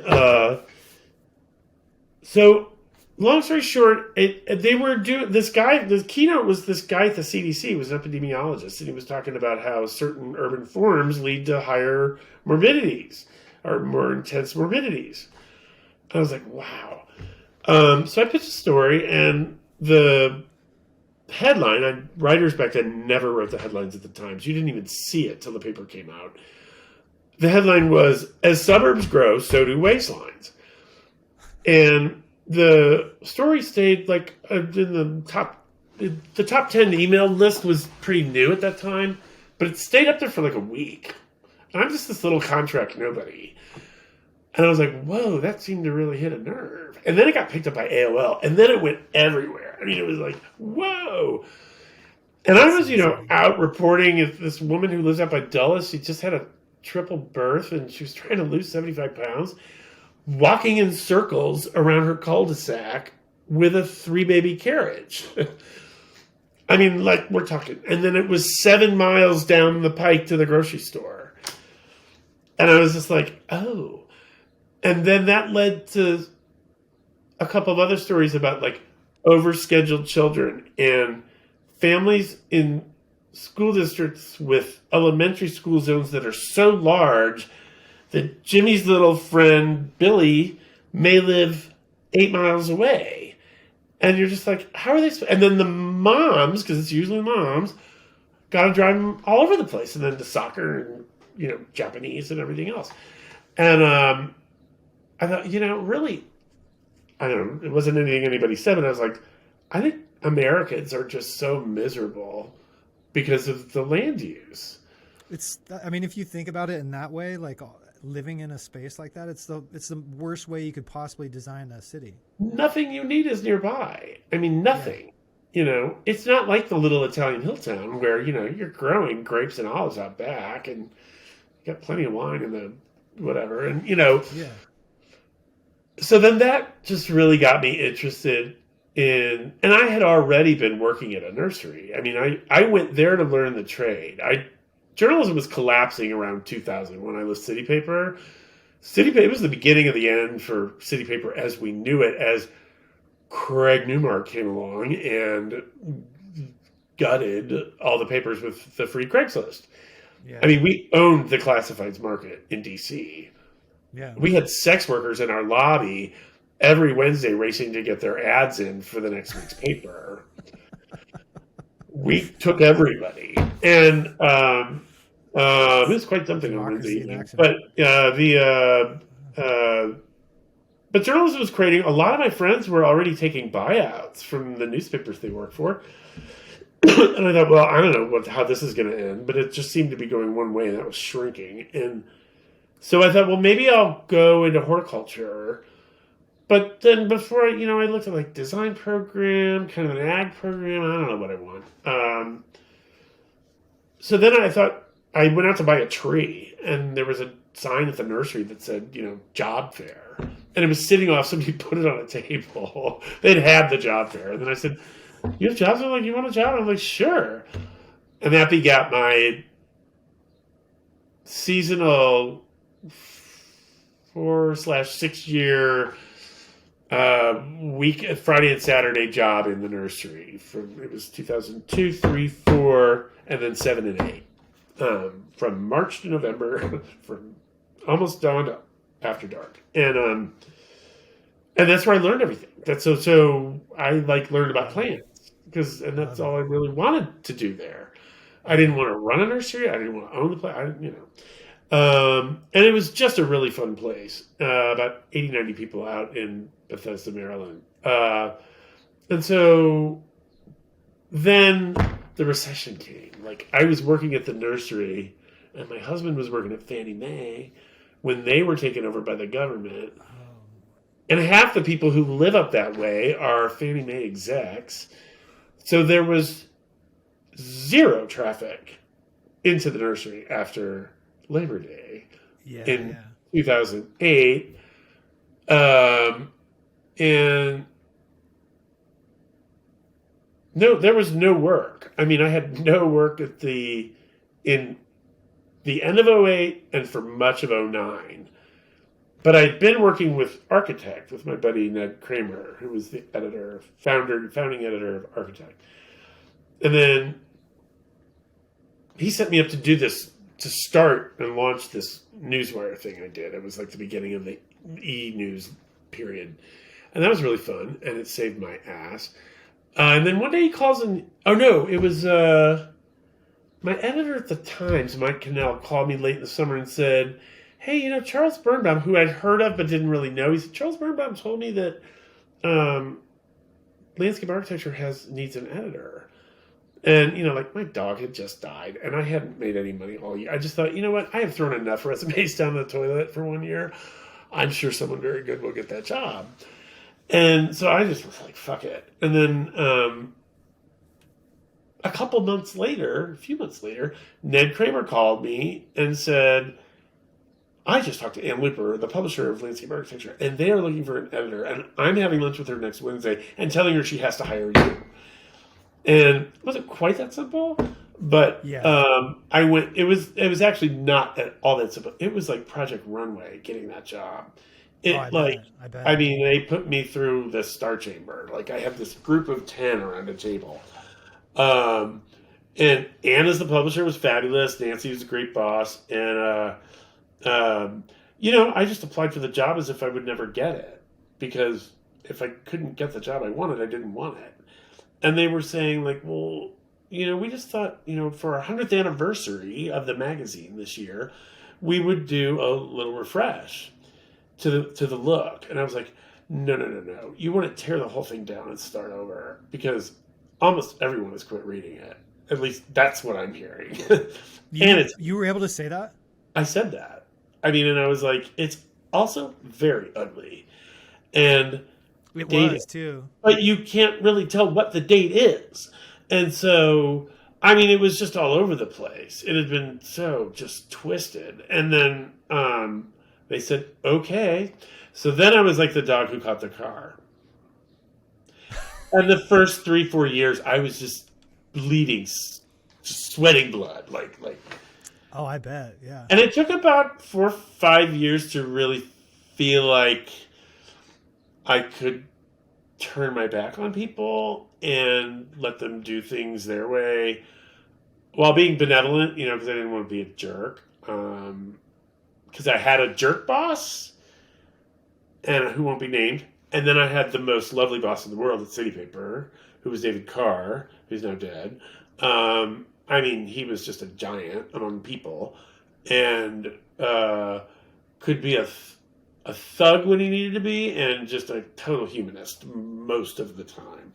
And that seems like the two key traits of being a publisher or an editor. Well, I was asked if I wanted to apply for the editor job at City Paper way back, and I said no, because you basically have to be the mayor of Washington, and Yeah. I just no. It was, because you'd have to call the police chief and say, "Chief, here's what's going in this week. You're not going to like it." And I had a couple writers threatened by like recording artist manager in one case and a club owner in another, and like real threatened. And one got his nose broken. That shit was, that was enough to make you lose weight. But I applaud the writers who did it because they did their jobs well. And then David would handle those people. He would just be like, Yeah. "We know more about you than you know about us, so you better just apologize to my guy before it's too late." Total thug. And then he went on to be the most famous media reporter ever at the New York Times, and then he died in the newsroom after interviewing Edward Snowden by video link down at the news school. Anyway, yeah, so it was really, really, really fun. And then got great people, got groove, and then really I thought maybe it was 3-4. Anyway, I know that I wanted to let go and share but your name's at the top. Everything that happens has your name on it, and your target. And landscape architects actually read, unlike architects. And they deal with living things, not dead things. So they were just a much more interesting group of people.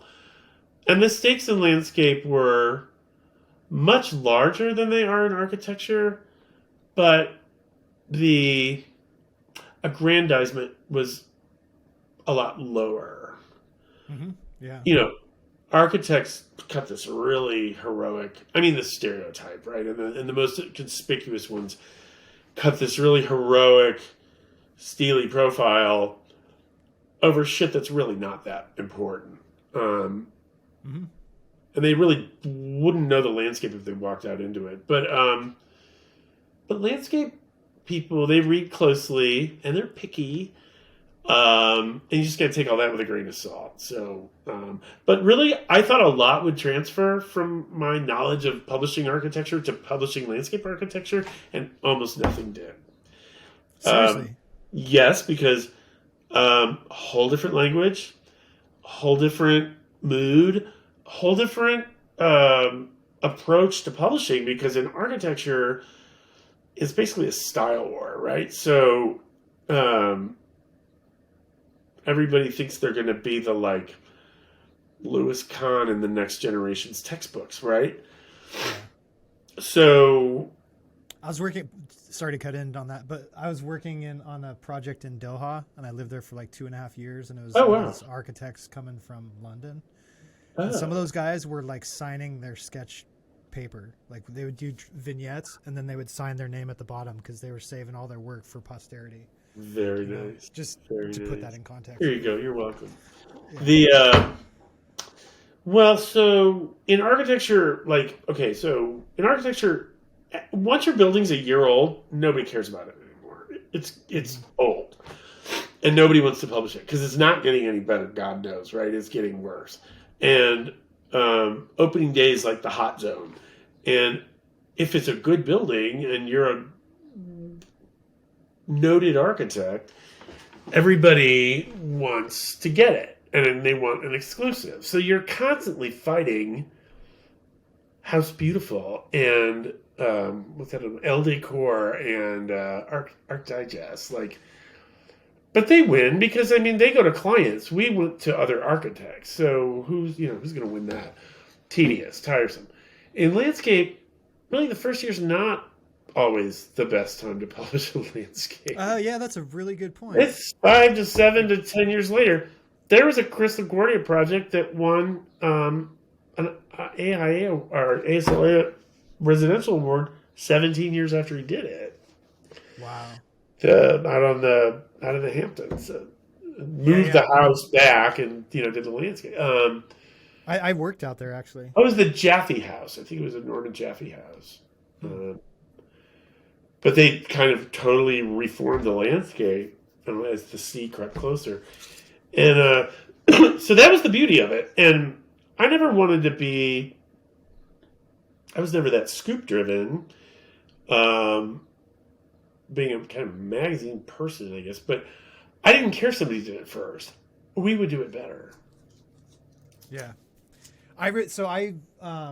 Actually that Doha thing, I went and lived in Doha in like 2010, and then when I came back I was away from the profession for a bit, and I didn't see Landscape Architecture magazine kind of in that window from like 2010, let's say, to 2017. Oh And I wow! remember when I finally like got back into the landscape architecture world. Well, in Doha, I just was away from the U.S., so I just wasn't tied to the.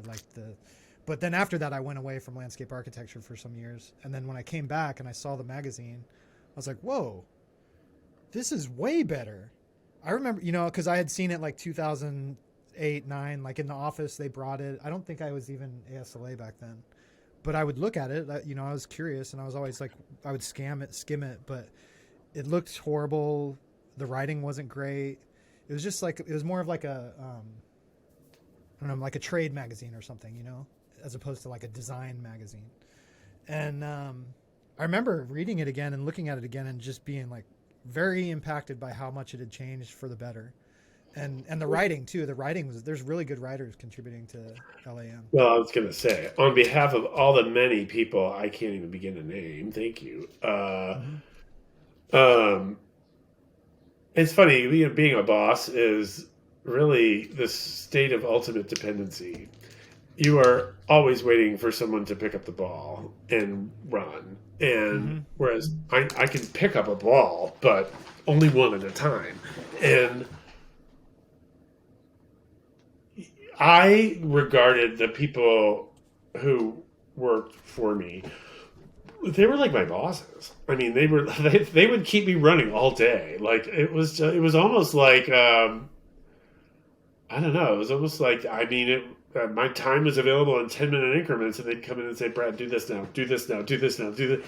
And I was like, I don't got to do anything but sit here and follow orders. It's like you guys are running it, and That's kind of fun. be very distributive with it, because I mean, they were all invested. They were all, even the first people I came into, some of whom were there when I left, a couple of whom, but like Dan Jost, I didn't hire Dan Jost as a staff writer. My predecessor did, and he was brilliant. I mean, the guy is just like brilliant, and would think of things that nobody else I would ever hear people say things that he said.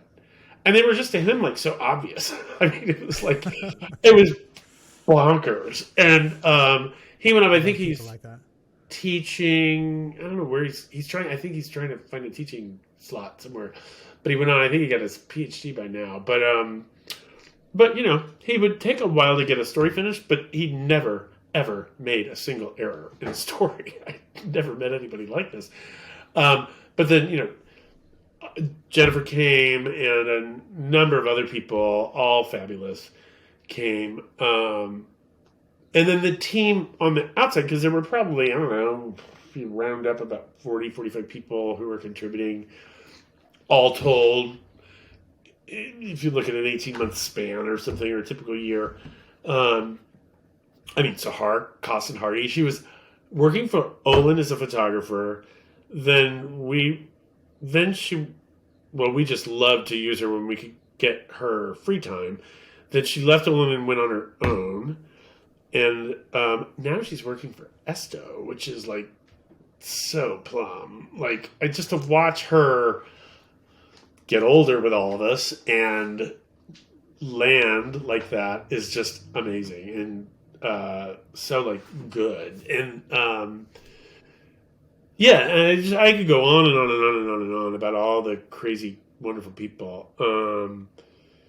And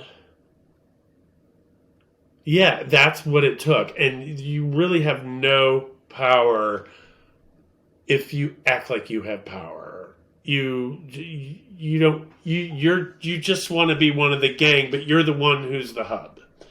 That's all it is. Yeah. I saw. I had one boss who turned everybody off with the approach to command and control. It's like there was no point in that. Mm-hmm. to me. So Well, it seems like it takes a lot more work actually, it too. does, because you're always Yeah. worrying about. I mean, these people also tend to be kind of paranoid, and Yes. they scream, and then nobody wants to come to work. It's like, God, we're in journalism because we love it. This is fun. On the flip side, David Carr would walk around the newsroom and go, "You are the only one in town who does what you do. Isn't that great?" Oh And you wow. just be like, "Oh my God, you're right. I just want to make you happy." Yeah, that puts it in perspective, doesn't it? And then he always had your back. I remember once Andrew Cuomo's fucking assistant called, or his press secretary person called, to complain about a story that I had written about his effort to hijack and destroy what happened to be Martha Schwartz's design for the plaza in front of the HUD building. And she called David, and she called me like every name in the book. And I heard it all kind of from the other office, and I was so scared. And I was like, "Does that happen?" I was new there, and I was like, "Does that happen very often?" And he's like, "Only with the good ones." I was like, "I love you." Anyway, I Well, have to go. I yeah, think yes. it's been so much fun. Yeah, yeah, thank you. I wanted to make sure that we talked a little bit about Landscape Architecture magazine. Um, but yeah, thank you. It's the highlight. It was just so much fun. It was really, Yeah. really great. But 120 issues was enough. It was Yeah, like it's a good 10 year. compare it to a traveling Broadway production with a local cast in every month in a new Yeah. city. Like, Well, you still get to be part of it too, though. I Still love, putting. that's fun. That's Yeah. really fun. And right. So, and you do Yeah. too. So you should pitch. Yeah. If I have ideas for something the hard part is just I don't always have great ideas. I don't know. Well, they're just, I think, did we talk about, we may have talked about this. We can talk about it offline too, if you Yeah. wish. Sounds good. I would love to keep writing. Yeah. Well, I've mostly been doing they would those. like informed, smart, good writers to come in, and then kind of once you get a role, you do one story and you think of all these, like from the said story, I kind of got another idea for the next thing I want to kind of try to dig into about plant trials. So Oh, cool. Yeah. yeah, I can see how they feed each other. It feeds the process. yeah. I mean, you always learn something in the course of doing one thing that kind of sparks something else. So Yeah. Yeah. yeah, so it's again, you just start by starting. Ash, thanks so much. Yeah. Thank you, Brad. It was really good to talk with you and to reconnect too. It's Yeah, been some time. So yeah. Let's definitely stay in communication. indeed. All right. All right, All man. right. Take Well, care. Thank you so take care. much.